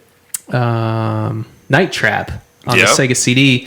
But then a girl was asking about Sega about that, and I was like, "Hey man, just take it back and sell it to her so you make some money." And then we ended up just working out another deal on that. Yeah, a girl ended up coming up literally 3 minutes after I sold it. They're we made the trade, and she wanted Night Trap out of the blue. I was like, if I had it, and I just kind of laughed. And then I just gave Shane the money, so it's all right. If he really wants to buy Night Trap, he can take that money and buy it. Go towards it. It worked out good, man. Oh, a non-con pickup, I have to at least shout out Kyle the librarian. I better put that out there. Man. I did a great trade right before the con for this awesome Mortal Kombat. Prepare yourself. Or the other side actually said, prepare yourself, Mortal Kombat is here. It's a really cool old advertisement banner, cloth banner, double-sided, of the old Mortal Kombat. And he's a local guy we've done some trades with. And, you got your Wii U kiosk there. Yeah. Great guy. Came over. I could say this to him because you know how when you're a dad you forget stuff. He's gonna hate me for saying this, but he's a librarian. We keep him on the downloads. He showed up the wrong day. We said Thursday, and he showed up on a Tuesday. And I was about to leave. My wife was sick, and I was 2 minutes from leaving. I'm glad I was there. And he is outside, and I was like, "Hey, buddy." He's like, "Hey," and I was like, "This isn't Thursday." He felt really bad, but he came in real quick and showed sorry, the lights flickered. Yeah, there's a little power surge right here. We got tornado coming. Actually there is a big storm. Is there? There was a lot of lightning outside. Oh wow, I didn't realize that. For real. Shows how much I pay attention. Okay, well, luckily we didn't podcast's over, we gotta go. We didn't get a power surge. It's funny editing those. So anyway, I traded him Outrun 2006 for the Xbox. For those that don't know, that's a real hard to find hard game and actually fun game too. Yeah, so I traded him straight up for it. I'm very happy. I think we're both very happy with the trade. So I'll have to put some pictures up on there because I love old advertisement stuff like that. And you just don't find that stuff anywhere. Yeah, I need to go over to his. He's always got cool stuff. We need to I felt bad because anyway, it was part he was going to come over and check out the collection and look at stuff. So he felt bad. So if you're listening, Kyle, feel free to come back over, buddy. Bring a beer, bring food, bring it all. But it's just we're all in dad mode, man. You just forget stuff. And heck yeah, man. That's how it is. But sorry, I wanted to shout out that pickup. Sorry, guys. Back to the con. I didn't have any. I didn't have any pickups. I got a lot of cool stuff. You could actually check it out on our Facebook. Facebook.com/videogamedads. It's an 8-bit quality video. Yeah. I don't know what's going on with Facebook Live, guys. You said your internet wasn't up. Yeah, I didn't have my Wi-Fi on my phone the second time. Yeah, so this time I'm going to try it one more time, guys. I'm going to try to do the Wi-Fi, and if it's real sketchy again, I'm going to figure something else out to do live. Might have to just make a video and then just upload it. Might just do that. But I like the live aspect because there's people asking questions. It's really awesome to communicate with you guys. So be on the lookout for that because I really enjoy that a ton. I actually feel more comfortable doing that than I do the podcast. It's really weird. Yeah.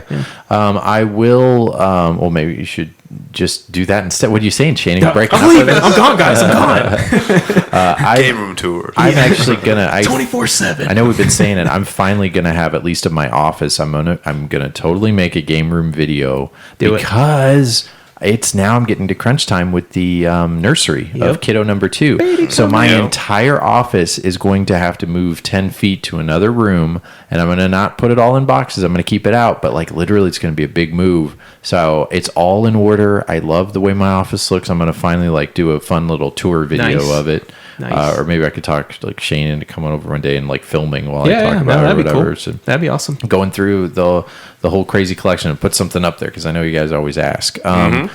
So yeah, those are the con pickups. It flies right by. It's really, really busy. What else can we say? I shout out all the fans. I'm trying to think. The after party thing, you said you were like Aaron was pretty good.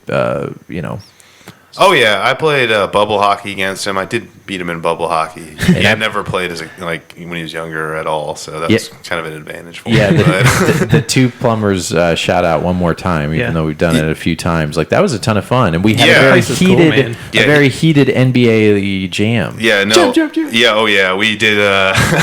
We played against 2 buddies, and Ben. We'd been drinking. It was pretty late. It was in the AM actually at that point, and we really annihilated them though in NBA jam. But Ben was getting very vocal with the boom shakalakas and in your face. It's hard. So I'm pretty competitive in sports games. No, why are you passing? He just goes very into it. But I mean, I was into it too. But it was just funny because the other guys were kind of just real passive about the game. And we don't care, Ben. We're going for the championship, dude. It's NBA Jam. It's the biggest trash talking game. The whole boom shakalaka. That guy. It is. I'm with you. Got your street cred up. So something else about the con though. Walter Day was there, and if you know him, he's I put up a little quick vid up of. I talked with him. He's just a treasure. He's just a freaking national treasure. He's the coolest guy. He was the one that, if you've seen The King of Kong, he's like the referee. He's the one that started to have keep the scores and high scores of all the arcades. Mm-hmm. He's like before esports was a thing.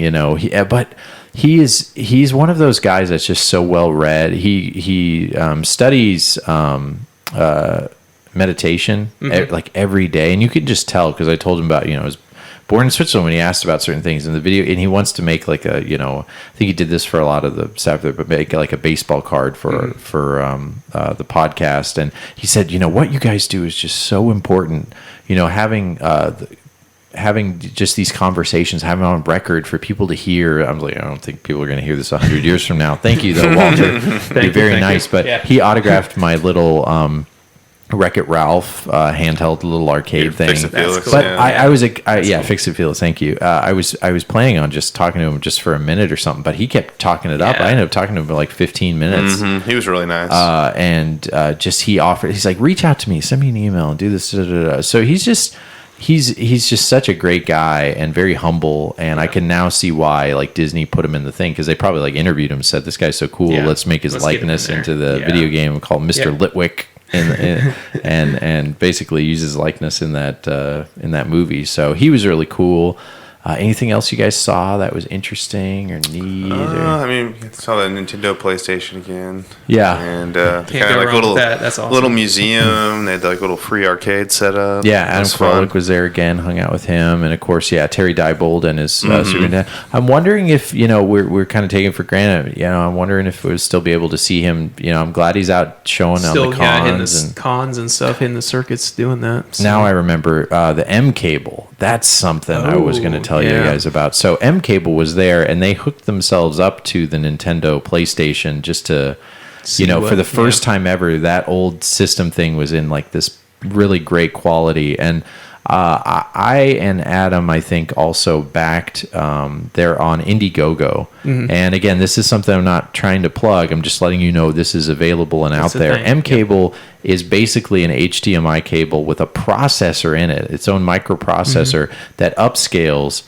and does it in a way where you're getting better video quality than you wouldn't. If you really want to see the nitty gritty of this, check out Adam Krolick's video on the M Cable. Yeah.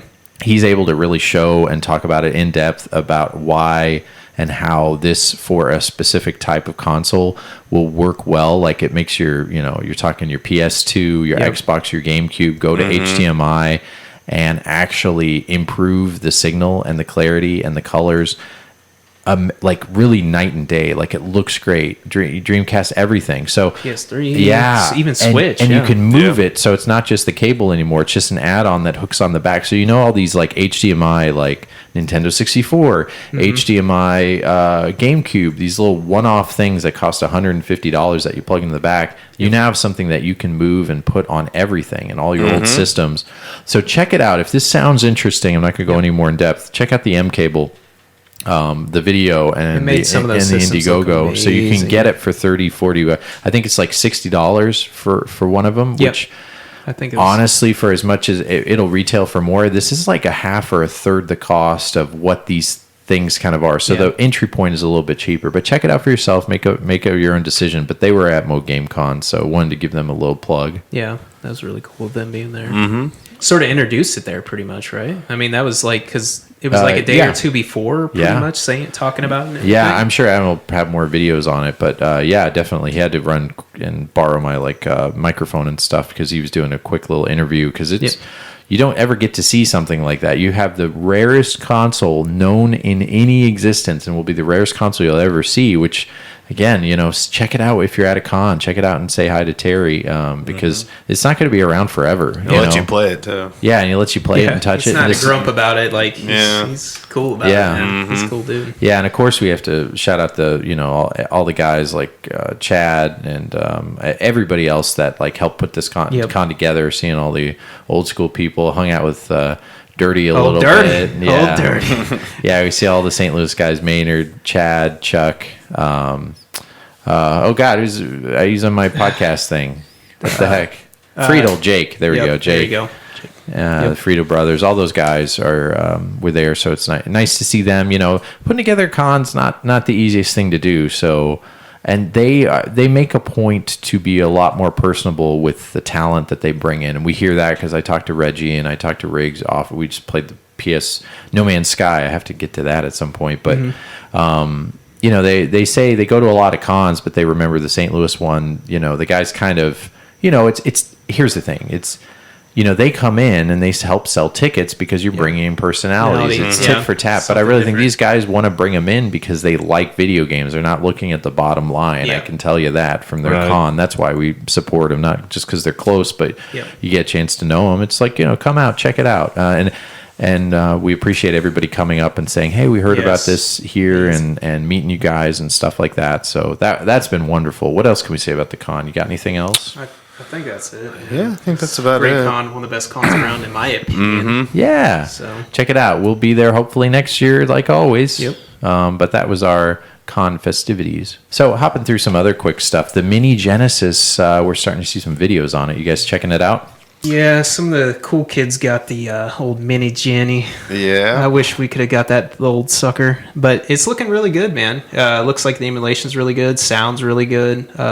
Awesome. That comes with 2 controllers. Tons of games. I mean... Yeah. I haven't heard anything bad about it, really. I heard the sound on some stuff's a little bit...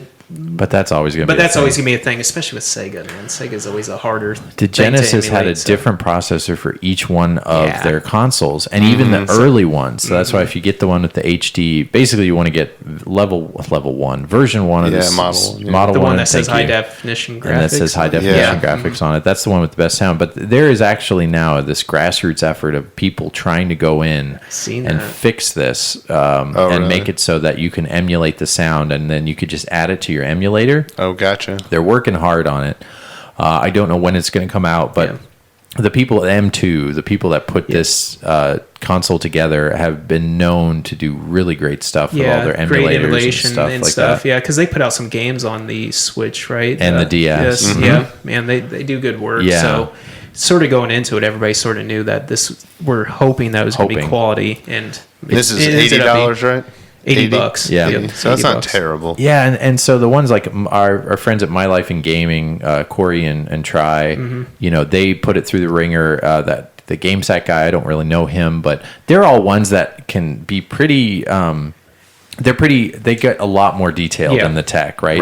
That's not our MO again. No, definitely not. Yeah. But if they have, put a quote unquote stamp of approval to a certain site on this thing, it sounds like the mini Genesis, just to put it in a nutshell for our listeners who don't have time to look through all this. Yeah. It sounds like the mini Genesis is going to be something to pick up. Yeah. Let's just be straight so then everybody knows it's not an at games. That's what I was about to say. So avoid at games at all costs. PlayStation Mini. Yep. Yeah. But it's not a PlayStation Mini type of deal where it's crap. Good. And the little switches even move, and the volume control. Cool. Even the slot opens. You can't put a cartridge in there. The slot opens on the top. If the slot opens and you can put a cartridge in there, that's at games. Avoid it. Like the Black Plague, we're never going to get. We're never going to get advertised by at games, and we never would advertise for them because they don't put out good stuff. But I bet they're going to make little cartridges that you can put in there. But I meant like someone on Etsy. Yeah, it would definitely be like an Etsy type of deal. Sort of like One Up Arcades, how they have like these toppers for the arcade machines. Oh yeah, so cool, man. Yeah, and we'd already talked about the game list at length. You could check out our old episodes for that. But just letting you know, it seems like the first impressions. If you have a pre-order in, you want to put a pre-order in, you're probably doing a pretty safe bet. Yep. Also, quick news, like we always say, you heard it here last. They put out a recent patent for the SNES controllers, much like the NES controllers for the Switch. Right? Yes, I didn't look into it too much. You sent this through Messenger, and I just looked at it and said, that's interesting. So is this sucker like attaching on the sides? Okay. Yeah. It's going to look sort of weird. So again, no official announcement, but it would make perfect sense because, they did the NES Classic and the Super Nintendo.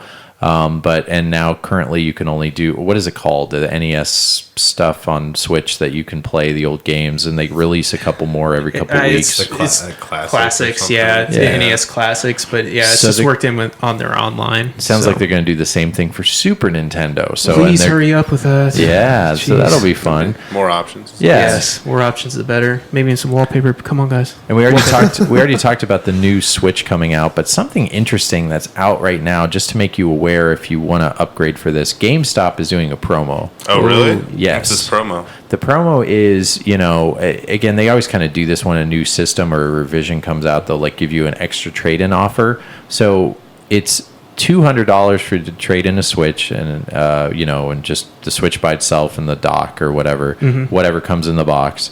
And you can get these new Switch models, which the Switch Lite is not out yet. We already talked about that. Or the Lite Switch, which it should have been called, but it's okay.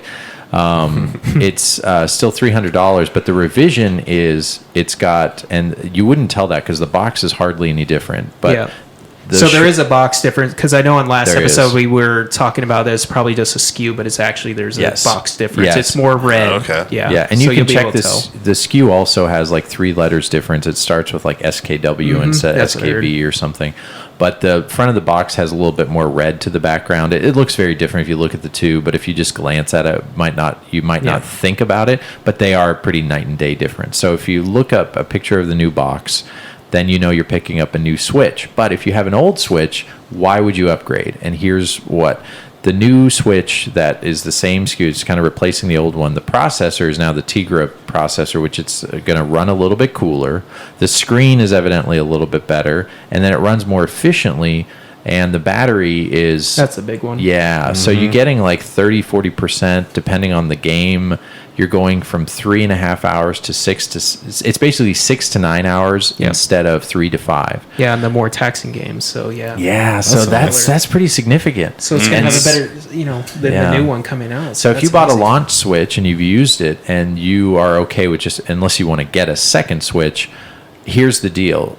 GameStop is giving an extra $25, so they'll give you $225 for your old Switch, and you can get a new one for $75. So you're basically getting a new Switch. If all that stuff sounds great to you, upgrading, getting a brand new one, and then also the Joy-Con issues, that's kind of an okay deal. And they're offering an extra $5. Shane pointed out, right? Yeah, extra $5 per game, as long as it's above a $2 value. So maybe hit them with that before, get your trade credit right, and then go in there. So just to clarify, we're talking about turning in a game. Yep, turning in a game that's $2 higher value of trade-in value. Yeah, trade-in value of $2. They'll give you an extra $5 on top of it. So let's say you give them Minecraft and they give you $3. Add $5 on top of that. So Yeah, let's give a couple $8. examples. A lot of times you don't want to trade in stuff into GameStop, Yeah. but let's say you've got some PS2, or let's say you've got doubles of NES and your Bithead or something. I don't know. Or something where you find out like they give like $4 or $5, $6, $7. Mm-hmm. Now it's 12, 11, 13. You trade in a couple of those games, you basically get your Switch for free. By trading in your old one, that might be a little beat up, and you don't have to have the Joy-Con issues. Yeah. I think it's kind of a neat deal. I know. I'm thinking about. I'm probably going to do it tomorrow, so I'll report back on the next episode. I might have to pull the dirty move, the old dirty, is because I got 2 Joy-Cons that aren't working, so I might just put those on the system, trade that sucker in, so then I got Joy-Cons that actually work when it comes back, and pay the extra $75. And don't forget, Nintendo will fix those for free now. True. Just that's also a backup. Yeah, but I just have the extra battery life and new Joy-Cons that won't mess up or are supposedly not messed up. Sure. But another thing to say, though, if you didn't want to go down that route, the storage bank for the power, you could buy one of those, a good one for like $20. Yeah. It's got double kickstands. It's really nice. I got one of those. Okay. My son broke, but it's a good, it's good. For the power bank. So it's not for everybody. Some people don't need to upgrade for it. Yes, that's a great thing. You could just get a power brick thing attached to it. And do it for like $20, but if you didn't want to go down that route. So but this, let's say I have some stuff that didn't sell at the con that's not worth very much. Oh, actually, one more thing. Sorry. One more thing. The first original Switch, you could hack and do things like that. So that would also be another thing of maybe not wanting to get rid of your original Switch, because the new one I've heard is you're not going to be able to do that. Yeah, sorry. I just wanted to let you guys know that too. That's sort of the downfalls of maybe trading in. Yeah. So So if you want to hack your Switch, you're hackable, obviously, and if you're that type of person, hopefully look into that, I guess. Yeah.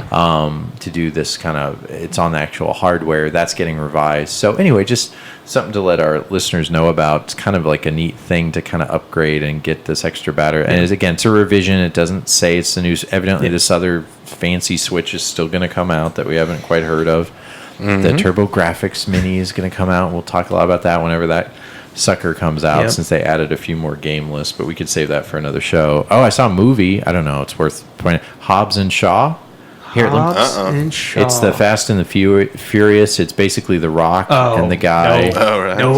No. Let me tell you, when I saw the previews for it, my wife and I, like a year ago or 6 months ago, we were both like, dude, this looks good. They look great. This movie is not good. Not good. I was so disappointed. You know what happened? As I realized what this movie was when I was going through it, and I thought, like, okay, it's not Fast and Furious, but it made me wish it was a Fast and Furious movie. That's how bad it was. Really? It was just like they were mean to each other the whole time. Their banter, they're like one-upping. They kept taking a long joke. Yeah. And I feel like way The Rock, too long. I can watch. How about this? It wanted to be like a Mission Impossible movie, which I don't know about you guys. I don't know if you watch the new ones. The new Mission Impossible movies are wonderful. They're really good. Ghost Protocol. Never watched them. The early ones and the late ones have been good. Yeah, I'm telling you, Shane, you are missing out. Like, those movies are action done right, especially the last two. The action scenes are so good. I've seen like breakdowns of stuntmen showing those movies and showing how these cuts are so good and everything like that. Like, good action movies, the new Mission Impossible movies, you can take what you feel about it. Tom Cruise. A lot of people do, obviously, because his approval rating is, if there's such a thing for Tom Cruise, it's kind of like, he's kind of weird. Yeah. But he brings in the money for certain things. Not that Mummy movie that was evidently terrible not too long ago. But it's basically like a bad impersonation of a Mission Impossible movie. It's Hobbs and Shaw. Skip it. So I tried to fall asleep, and my wife was like waking me up thinking I was accidentally falling asleep. I was like, no, honey, this is a great. Do you ever feel like you're a dad and you just like movies are an opportunity to just take a nice nap? Yeah. I'd rather take a nap than watch a movie nowadays. Yeah, that's for sure. Yeah, that's I barely make it through TV shows. You're old when that's happening. Yeah, it just tried to end 3 times, and then they ended up going on Samoa and doing all this other stuff. And he at one point, how many doors were kicked? Like when somebody's looking through a peephole. Oh, just one. Okay. Well, no, they. He's pulling a helicopter on one end and holding onto a truck with another. Please tell me Rock was at least doing that. Yes. Okay. At least it was The Rock. Okay. Yeah. No, it was just. They like smashed him together. The dialogue was just so bad. And what's great is Idris Elba. Yeah, that dude was the. He's from The Wire. He was going to be the first like African American James Bond. Okay. Yeah. Yeah. So okay. And he's a great actor, and he was like a cyborg villain. I thought this would be great. And I did see that. Nope. It didn't work out. No, it's like they ruined it on him. So anyway, you could skip Hobbs and Shaw. It didn't do that well in the. Yeah. I was just talking with a buddy about things we wouldn't have believed like 15 years ago, and one thing was to be like The Rock is the highest paid male actor. Yeah, that's very true. If you'd have told me that when he was like doing WWF, I would have said, "Get the hell out of here!" Like he'll make more than George Clooney or Tom Cruise or any of those guys. He serves a purpose, man. He's a good action star. No, it is. He I is just the never action would have for this generation. Beat out Vin Diesel, that's for sure. Thankfully, 100%. Vin Diesel I never bought into. Can we think about this for a second? Vin Diesel. We're not a movie podcast. Sorry. He did the voice of the Iron Giant, and he did the voice of Groot. Did he? I didn't even know that. Yes, he does. He does. I'm Groot or whatever. That's okay. So Yeah. what I'm telling you is Best acting. three words, right? He says 3 words, and he doesn't get paid. He can't. I'm assuming get paid as much as the other actors, but technically, he's in all these movies. Yeah. They're using him just to say these few words, and also Iron Giant. In Iron Giant, he doesn't talk. He does all this kind of stuff because he's got this low voice. Yeah. So for saying 3 words and being in these iconic films, he's getting millions of dollars. Like no one does that. Yeah. I don't care who he is, and you could say whatever. And him and The Rock have beef. Yeah. The Rock can't get away with just humming and not being physically in a movie and getting paid so much. Yeah. Can you imagine? He's Although I making think it's more. in his contract, they have to have his shirt off or being like a wife beater or something. Right. Got him. Just for if a you little want bit. that $20 million, you gotta be shirtless for a little bit. Yeah. All right. Enough about that. Okay. Moving on.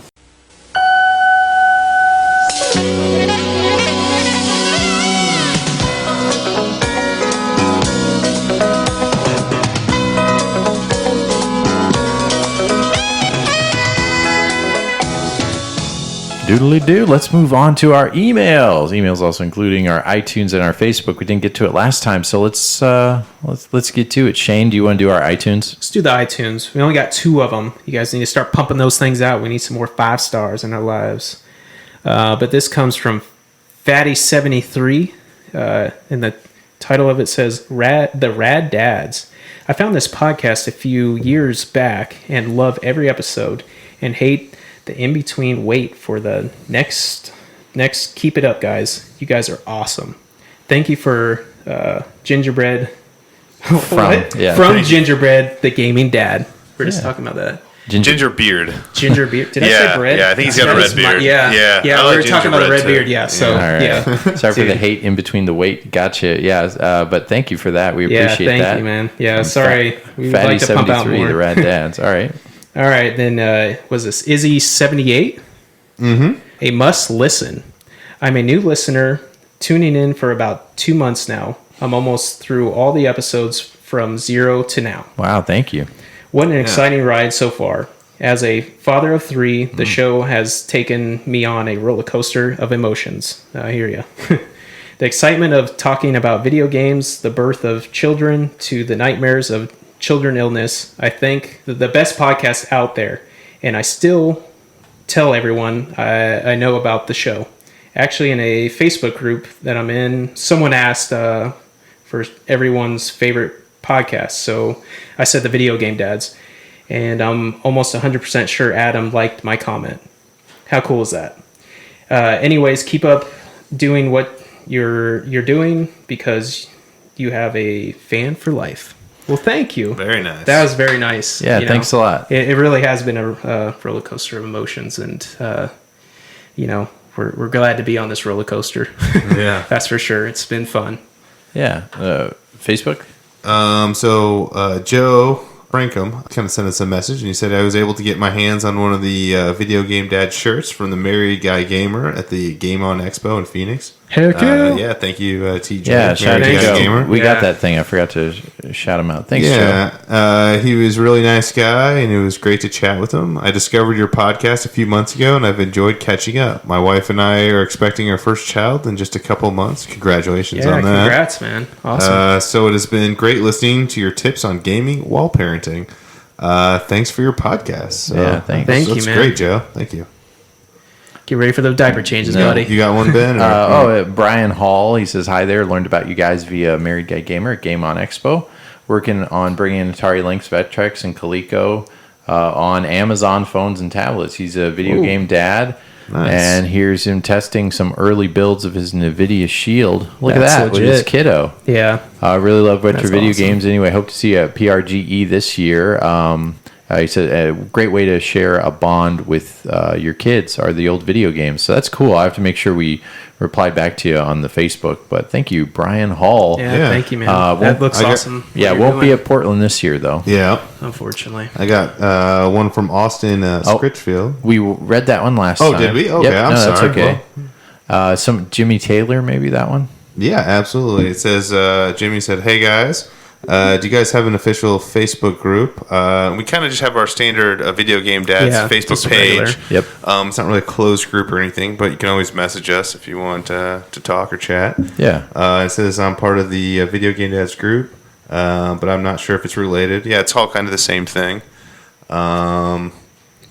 And then he Well, kind of... that one isn't. I mean, that the video game dads group, but I'm not sure if it's related. The emblems and branding are different. So just to okay. clarify, we do not have a Facebook group. Yeah, we just have just our us. Facebook page, which Yep. is kind of like our group. But I think it's just more to manage, and then that way, if somebody goes up there and tries to put on ads, like we already have. Sometimes you get these bots like Yeah, placing you have ads. to go So through and if kill people them. want to Yep. start a video game dads group kind of on their own, that'd be kind of different. But it kind of sounds like there's already one out there. But we're not affiliated with that one. Yeah. So really, it's just probably simpler to just talk about your pickups or whatever. You do it directly with throw us those on your the page wall, man. or on Everybody the wall. should throw up their pickups on the wall. That'd Yeah, be cool. whatever you like to do. Another Michael Weisberg just wanted to say he's recently discovered this podcast, and as someone who is not only a dad of a 7-year-old girl but works in the video game industry, wow, Oh. I love listening to this, so appreciate that. And then he put in the suggestion of the Back to the Future for the Video Game Book Club. So sorry if we mentioned that last time, but we just want to cover that. How about Ian McCarthy finishing out our Facebook? Yeah, absolutely. Ian said, hey, Dad's checking in. I had a game for the Video Game Dad Book Club and a question for the podcast. I'll try to break up the nonstop NES games with my pick. I don't agree with that. That's No, all right. thank you so much. Ben likes it. I don't. But and I was thinking the fact that there is 4 of you now. My pick is X-Men Legends 2: Rise of the Apocalypse. Nice. It was a game me and my friends got really into for a while leveling up and hanging out. It was tons of fun. Hopefully it'll be the same for you guys. My question is, how has collecting and being in public events since you guys started the podcast, do you find it easier to get a hold of games? Do you have a broader reach with other video game celebrities? Quote unquote. Quote unquote, yeah. And did it make you guys get more into games? Thanks so much. I wish you all the best. Let me read that and make sure I'm getting that right. My question is now, collecting been public events since you guys started, do you find it easier to get a hold of games? Do you have a broader reach of it? Like people yeah. recognize us to give us better deals. Oh. I've had maybe a couple times where I've been at like a con and somebody has seen that like I'm like part of the podcast, or had thought it was really cool and kind of given me a little bit of a deal Right. because of that. And I've had a few people give me a few free things, but not anything super significant. I'm almost like reverse starstruck when people come up and recognize me or recognize us with our shirts on. It's like, hey, I listened to you. It's humbling.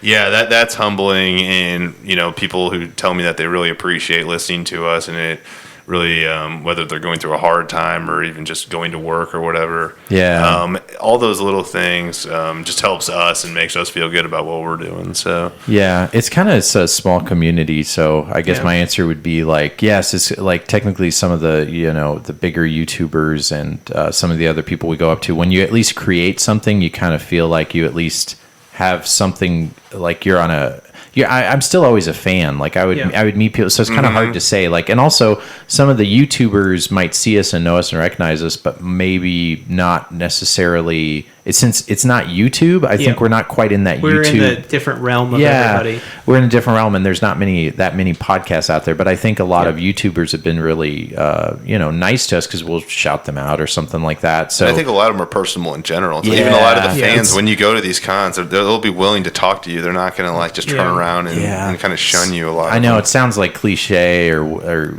touchy-feely, but it's more about the friendships than the actual, let's say, working relationships. Because I feel like if you're starting to network, if you're doing it beyond something like, oh, hey, the gaming historian, we have a lot of stuff from our collections in his videos. It's cool when he shouts us out or we hang out with him or something like that. But if it ever got to the point where we're like, having to do business deals with Norm and saying like, please give us a 30, like we don't really do that. And that's why with sponsors and everything else, like we don't usually like go into that realm because it's kind of it doesn't feel I don't want to say it feels gross because some people have to do that, but for us we're in this position where we literally are doing this for each other and we're doing it for our hobby, and then we're finding friends along the way, and then we're also getting feedback that you appreciate it. That's kind of what drives us. Not saying that the question was like, does this drive you? It's like the bonus, but like, to answer your question, yes, we've gotten like random.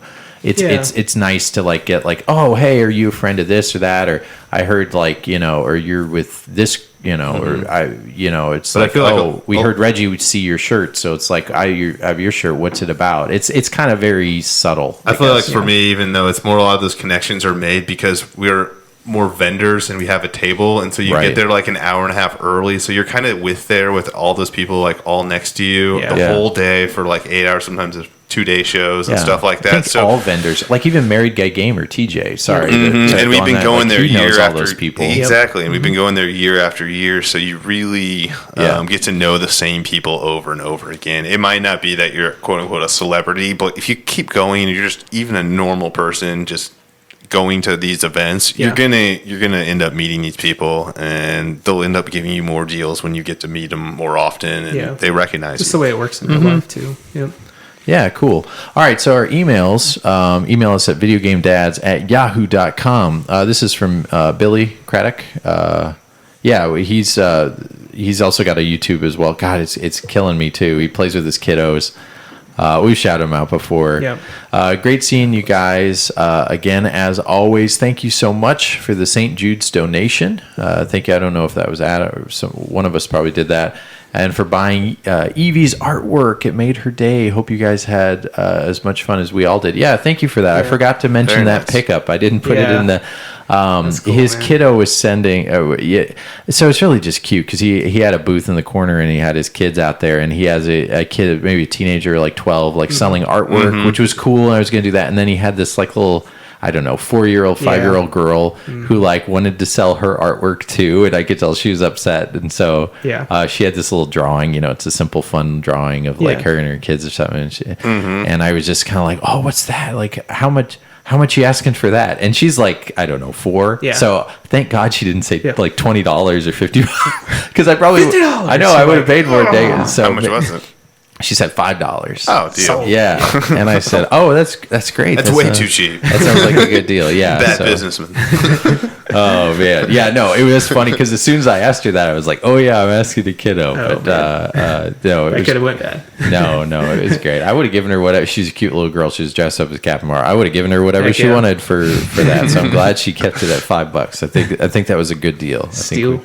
Yeah, we both should have been like trade me GTA 5 or something like that. I did. I still had that young kid who I had a couple trades. Like that's the cool thing about having a booth. Here's another fun thing. Like people will come up and say, "Do you take trades?" And I just am usually honest to like, well, usually not, but I'll see what you have. I always like and to see what always people have. fun to see what people have because I'd say like 1 out of 4 times. Sometimes it's worth doing the trade. So that's always a lot of fun. Yeah, and a lot of times they'll give you a little bit more because they know you have a table. Yeah, like the guy next to me. Nice, yeah. He was like, if you do 20% more in trade or whatever, I'll do it. Yeah. This email is from Aaron. He was the one that we've kind of already shout out that met us at Mo Game Con. Really nice guy. He said, this Aaron, just wanted to say I had a great time last weekend at Mo Game Con and visiting with you guys. Thank you, Adam, for remembering me from last year and leaving me so surprised I didn't know how to respond. Thank you, Ben, for the hot tip on a discount at your table. Yeah, I remember we did the discounts of... Yeah, because he didn't quite read the episode. I said, hey, you should have kind of listened to it in lunch and come back. So you got the $10 discount from each of us. I think Dan, was that right? Who got your discount? I got a discount. Michael or Adam did too. I remember that. Yep. Mine. Yep. So if you said pro tip or something, the first one at our table, and I think Dan did that last year, and he got a shirt too. So he was the one. I'm pretty sure that he got the shirt. Yeah. So sorry, it's always like when we're doing everything, people come up like we always. It's like face and name and that kind of stuff. So we're getting better at it year after year. Slowly. Thank you, Mike, for the Bad Street Brawler manual and showing off your Galaga skills and introducing me to bubble hockey. Everybody needs to be introduced to bubble hockey. I know. I need to get some bubble hockey. I want to get rid of that and get a bubble. I just want to buy one of the it's new so ones. but they're like $1,500. Thank you, Shane, for sharing a common interest in balloon fight and helping me feel welcome. That should help you guys put a face to the name. Had a ton of fun hanging out, and I'm already looking forward to next year. Hoping my Super Mario Brothers high score at Two Plumbers stands that I can improve upon it. Yeah, he got a high score at the arcade, the actual arcade, so that was cool. Yeah, he said my skills in Galaga, but really he doubled my high score. So he is ridiculous. By the way, he does have a blog.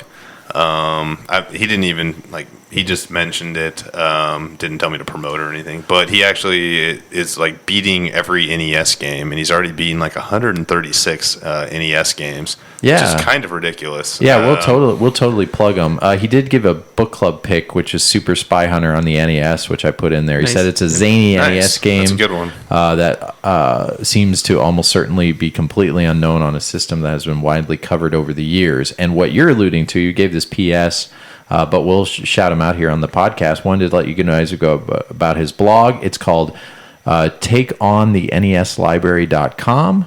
where he's beating every licensed NES game, featuring long reviews from the perspective of someone completing the game, relatively difficulty ranking, and links to gameplay videos. He's closing in on 20% of the library completed, and while it's fun working a full-time job and raising a family, I'll still be working on this when no one cares about the NES anymore. I'm not looking for a promotion or whatever. Just thought, anyway, we just gave it to you. So check that out. He's a listener that is trying to beat every game on the NES. You're very crazy, man. Yeah, so check out his blog. It's TakeOnTheNESLibrary.com. Sounds like fun. Sounds like a cool thing to do to help the years go by. All those years. He's gonna be old and gray. I would say, hopefully, I bet you he's a smart enough guy. He's doing the Twitchy stuff first. Yeah, because dude, you're already in your 30s, I think, or maybe you're in your 20s. Sorry, buddy. I don't know. I don't know how old you are. But you look as a collector, I think it's more impressive to beat every game than to have every game. That's mad skills. Oh yeah, dude. Especially these NES games. Way tough. All right. This email is from Andrew Fulton. Hi, guys. Recently found your podcast and have binged all the episodes. Whoa. Thanks. I love the show. I'm a video game dad from Australia. Hey, good day.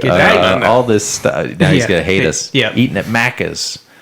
Now that's a knife. Don't do that. I called him a Kiwi. Then he don't would be pissed. do that. You know what? They do it back to us. They make fun of America. That's part of what I love about Australia. It's everybody razzes each other. No, they know. Cool. They know they've got it good down there. They don't need us to make fun of them about it. But anyway, he says, I have 2 boys that are 5 years old and 2 years old. That's fun, buddy. Nice. Have you stopped doing your pickup segment? That was one of my favorite parts of the show.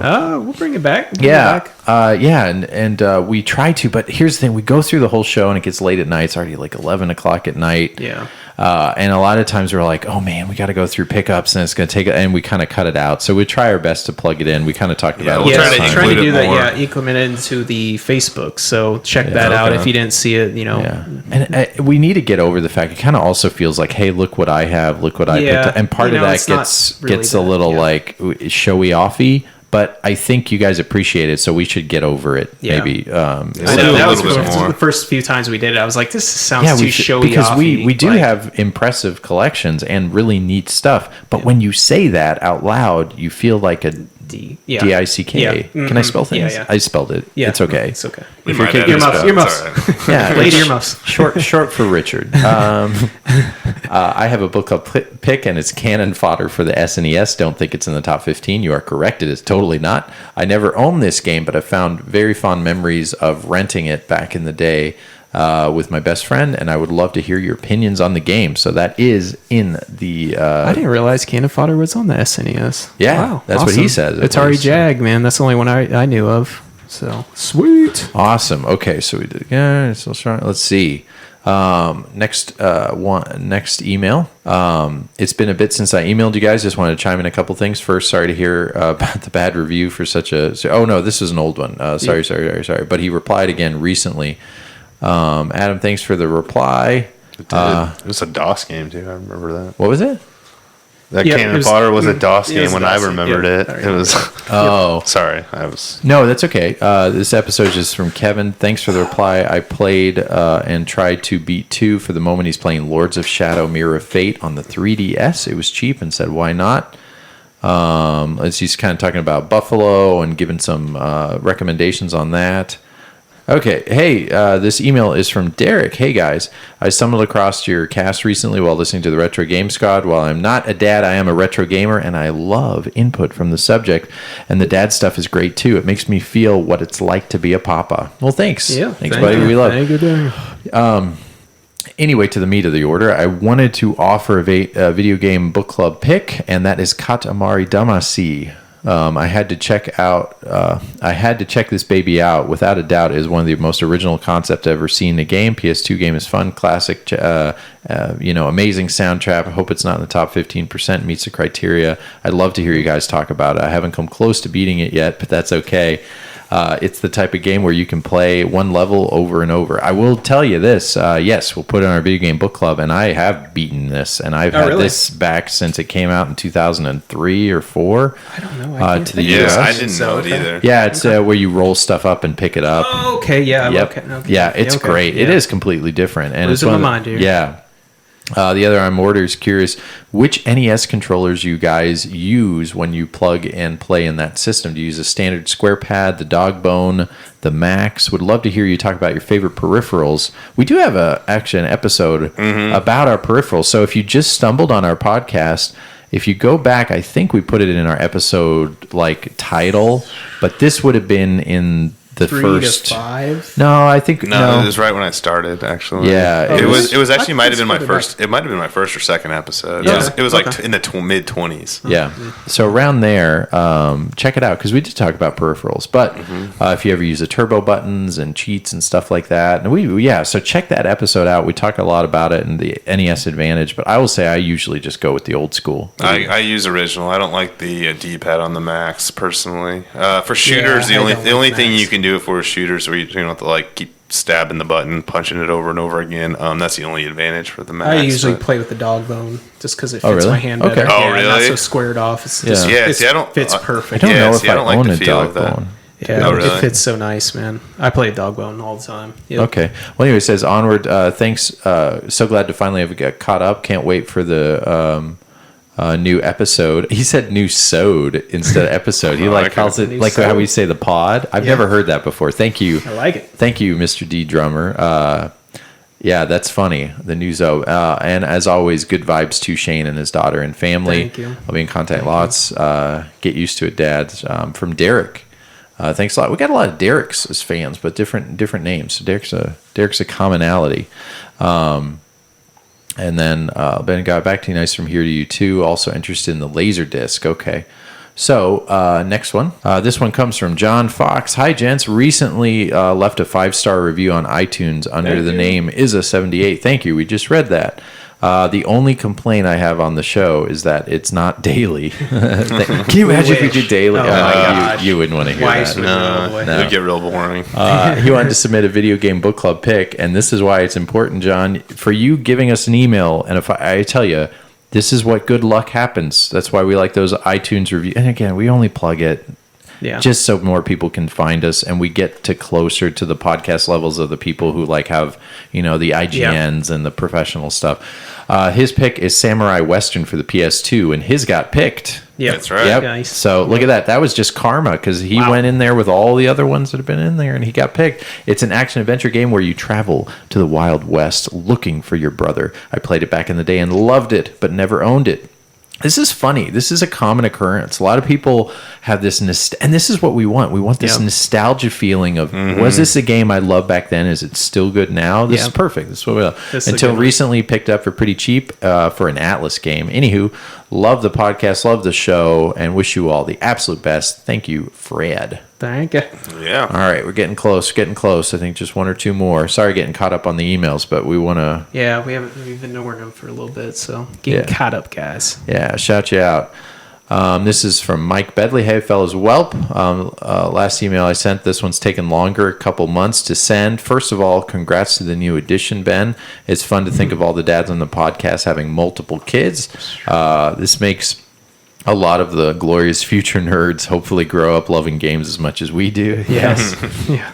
With your recent, with your recent in-depth look at the Atari, thank you for writing about that. Yes, thank you. We spent a good amount of time kind of prepping for that. Unlike a good amount of time, not a whole bunch. It got me thinking about other old school games and made me wonder if any of you played the Commodore games too. If you have, give a try of Law of the West or Airborne Ranger. Okay. The latter of the Commodore is a both fun gameplay and fascinating book that comes with it. Okay. It describes in detail the history behind the military units, which I had no clue about. Law of the West is an easy-to-play, short, sort of a mashup between an FPS and a choose-your-own-adventure. That sounds interesting. All set in the Wild West. If you are open to Commodore games, I know you will all get a massive kick out of them. Also, they will make for shorter games and easier to deal with kids. Thank you. That's good to know. Yeah. The main reason I'm actually writing those is just a handheld holla, and I think you will all enjoy, which thank you for reminding us. We need to get to our handheld holla real quick before we end the episode. It's called Kingdom New Lands. It's a platformer, and it's on the Switch. This is, we'll make this Shane's pick almost, too, because I don't think if he had one. It's a side-scrolling, 8-bit looking game where you try to keep in the town from being overrun at the night by these creepy creatures called the Greed. The ultimate goal is to rebuild, and each level, each day, I won't get too much into it. The game is loads of fun, basically, and he said the replay value is good, too. Curious if any of you have any thoughts about what age you should have your kids watch and play video games rather than putting on Curious George or Sesame Street. I've been wondering if my 19-month-old would enjoy watching Breath of the Wild on the big screen. Thoughts? I hope we did. We talked a little bit about this, but sometimes Adam reads through the emails and like is good at paraphrasing them. So I kind of remember hearing something about that, about someone asking us what age to start them in. So sorry if we already answered your question, but we can answer it again since there's new dads here. Yeah. But I think it's whenever they want to pay attention to it. Yep. It's going to be short, right? 2-year-old has 2-minute attention span. 3-year-old has a 3-minute attention span. I would say Breath of the Wild. I think car games right now. We're doing Horizon, not Zero Dawn, but it's Horizon the car game. Yeah.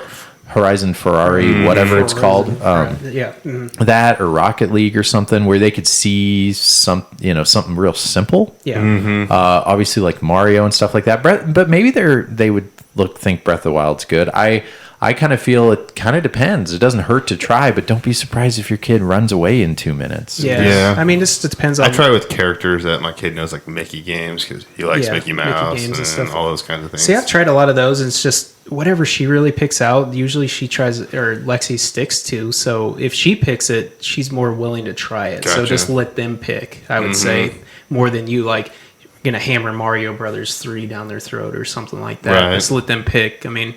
They're going to pick some turd burglars in there. I mean, like, I've had to play, like, the rat game. What's that dang rat game? It's so horrible. I want to forget it, but I play it with her, and she likes it, so we just keep playing it. Yeah. The SpongeBob game, she actually introduced me to a great game, so sometimes kids will do that to you. Yeah, so. Great. Well, thank you for the emails and all the messages. Sorry it took a little while to get back with everybody, but we'll try to do that every episode. All right, moving on. Groovy! It is that time again for our Handheld Holla. All right. Yeah. Our Handheld Holla is a segment where we just kind of shout out any kind of handheld game and just recommend it because it doesn't get enough love in the collector community. It's a great cheap way to beef up your collection. I think handheld games are great. You can blow them up now. You can get a Game Boy player, all this other kind of stuff. And anything is fair game, from the Atari Lynx all the way up to the Switch. We'll start with Shane. Shane, what do you got for your Handheld Hall of Pick for episode 48? Go. Zelda 4 Swords. I'm going to sort of cheat on this. I actually played it on GameCube, but here's the knock, guys. I hooked up the little GameCube controller, so each person, I know you guys are looking at me a little weird. No.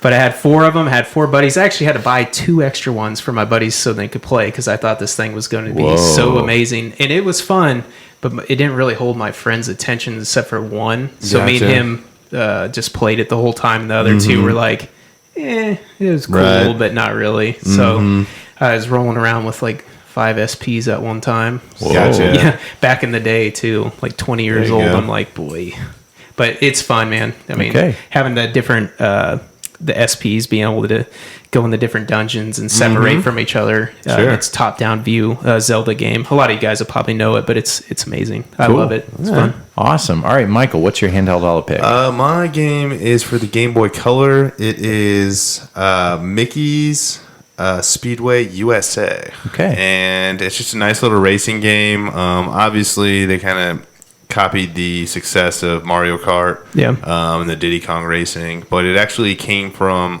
Rare, which it's a decent game. And even kind of the game modes is the same, like has the Grand Prix multiplayer and then kind of like a battle you can do with buddies. So that's pretty fun. But overall, like graphics are pretty good for that age, and just a fun little game to play. Fun, awesome. While you were talking, I was thinking about. You remember we had that person come up to us, and he didn't know what our faces looked like, but he knew what we sounded like, and he couldn't. He was thinking like, and I don't know. I'm sorry I thought about this, but it was just really funny to say like, oh, Shane looks like what I thought Adam would look like, and Michael looks completely different. And then even me too. He said like, you guys don't. And I remember doing the same thing when it's you could find us. I mean, we have our Facebook and we take some pictures of us together and all this other kind of stuff. And our videos sometimes have us on there, but again, we're more analog, less digital. We've yet to come out with a poster. But what's funny is I remember doing that too when I would listen to a podcast. I listened to them for a year, and my brain. I think when you hear somebody, you start to get a visual picture of them. And anyway, I just thought that was funny. Sorry, Michael. No, you're good. That was your pick. Yeah. But anyway, that was another fan thing that kind of came up. I know. I did this same thing. I do that all the time too. It's like morning shows, like on the radio and stuff. I always like picture the guy going to look like this. Casey Kasem. Do you remember Casey Kasem? When you see the guy, you're like, oh, not what you thought. Yeah. It sort of kills That's kind of what he did too. He kind of looked at us like, oh, you're not what we pictured. It was like, not impressed, guys. Hit the gym. What a handheld pick do you got, Ben? Yeah, so my Handheld Hall of Pick, because I've been getting into the DS and collecting for that. We'll talk more about kind of those pickups later on the next episode. But I picked up one that has been on my radar for a while, and it's really good. It's called Little Red Riding Hood Zombie Barbecue for the Nintendo DS. I was so happy to pick this up. This is like it's kind of an expensive game. It can go for over $100 now, I guess. I got it for a good deal. Because I got a couple other games with it. But it's called Little Red Riding Hood Zombie Barbecue. It is actually a shooter. It's basically like, and the DS has 2 screens. And here's what I found out about why I have trouble with the DS and why I never liked it. I'm left-handed. No, seriously, like the DS, you're meant to use the stylus with your right hand, but naturally you hold it like a pin. And so your left hand, that's why it's been so hard. And that's why I saw in a game it gave a left hand. I was like, no wonder the DS. So if you're, DS is not really meant for left-handed players. I could still play it, and you can do okay with it. You can maybe get a 3DS and get the C Pro attachment, and it's got dual, so then you could switch off to have your right do that. I'm not for sure if it does that. I've warmed over. I used to be a GBA fan, and recently I've kind of gotten into it. I'll probably get a 3DS sometime, especially with the Switch now. the new Switch Lite's these a lot of suckers, people are really going to be drop. used and Yep. stuff. Because actually the 3DS is still really expensive. Yeah. You're talking used 3DS is selling for like $200 and stuff. Like, what the heck? Boy. Yeah, I was not expecting that. But Even- anyway, yeah, back to the game. Little Red Riding Hood Zombie Barbecue. It uses the top screen. You could shoot from the bottom and see top, so it's kind of like a vertical shooter. You can move left and right, get out of the way. The style is really interesting. Little Red Riding Hood is kind of risque. She's loaded. She's got the guns, too. Good for her. How about we'll say that? Little Red Riding Hood, good for you and all you do. She gets discounts. How about that? Our email earlier. She's the type of person that like with us. We're just a bunch of dads or whatever. But somebody like her is like, oh, I'll hold the door open for you. You can use my back as a doormat. But the gameplay's great. Yeah. Just check out some games. Fun, A lot of it's expensive. Too. Yeah. Yeah, it's got style, it's got humor, it's got blood and gore, it's got an old school vibe to it, mixed with kind of a new school production value. Yeah, music. Yeah. So check that one out. That one's great. All right, that is our Handheld Holla picks for this episode. I think, guys, what do you guys say? Is it an episode? I think we're about done. It's getting to be one at this point. Thank you so much for our sponsor, Old School Gamer Magazine. Thank you. Check it out if you're so inclined. And then also, we'll see you again in 3 weeks. Woohoo! Send us an email, videogamedads@yahoo.com. Reach out to us. Check out our Facebook page. Give us a review on iTunes, too. We love that. Yes. 5 stars helps us be seen. 5 stars. We really appreciate it. Thank you for listening. Thank you for taking time out of your day to hear us yuckle about. I think episode 48, guys. It's in the books. The books. Thank you.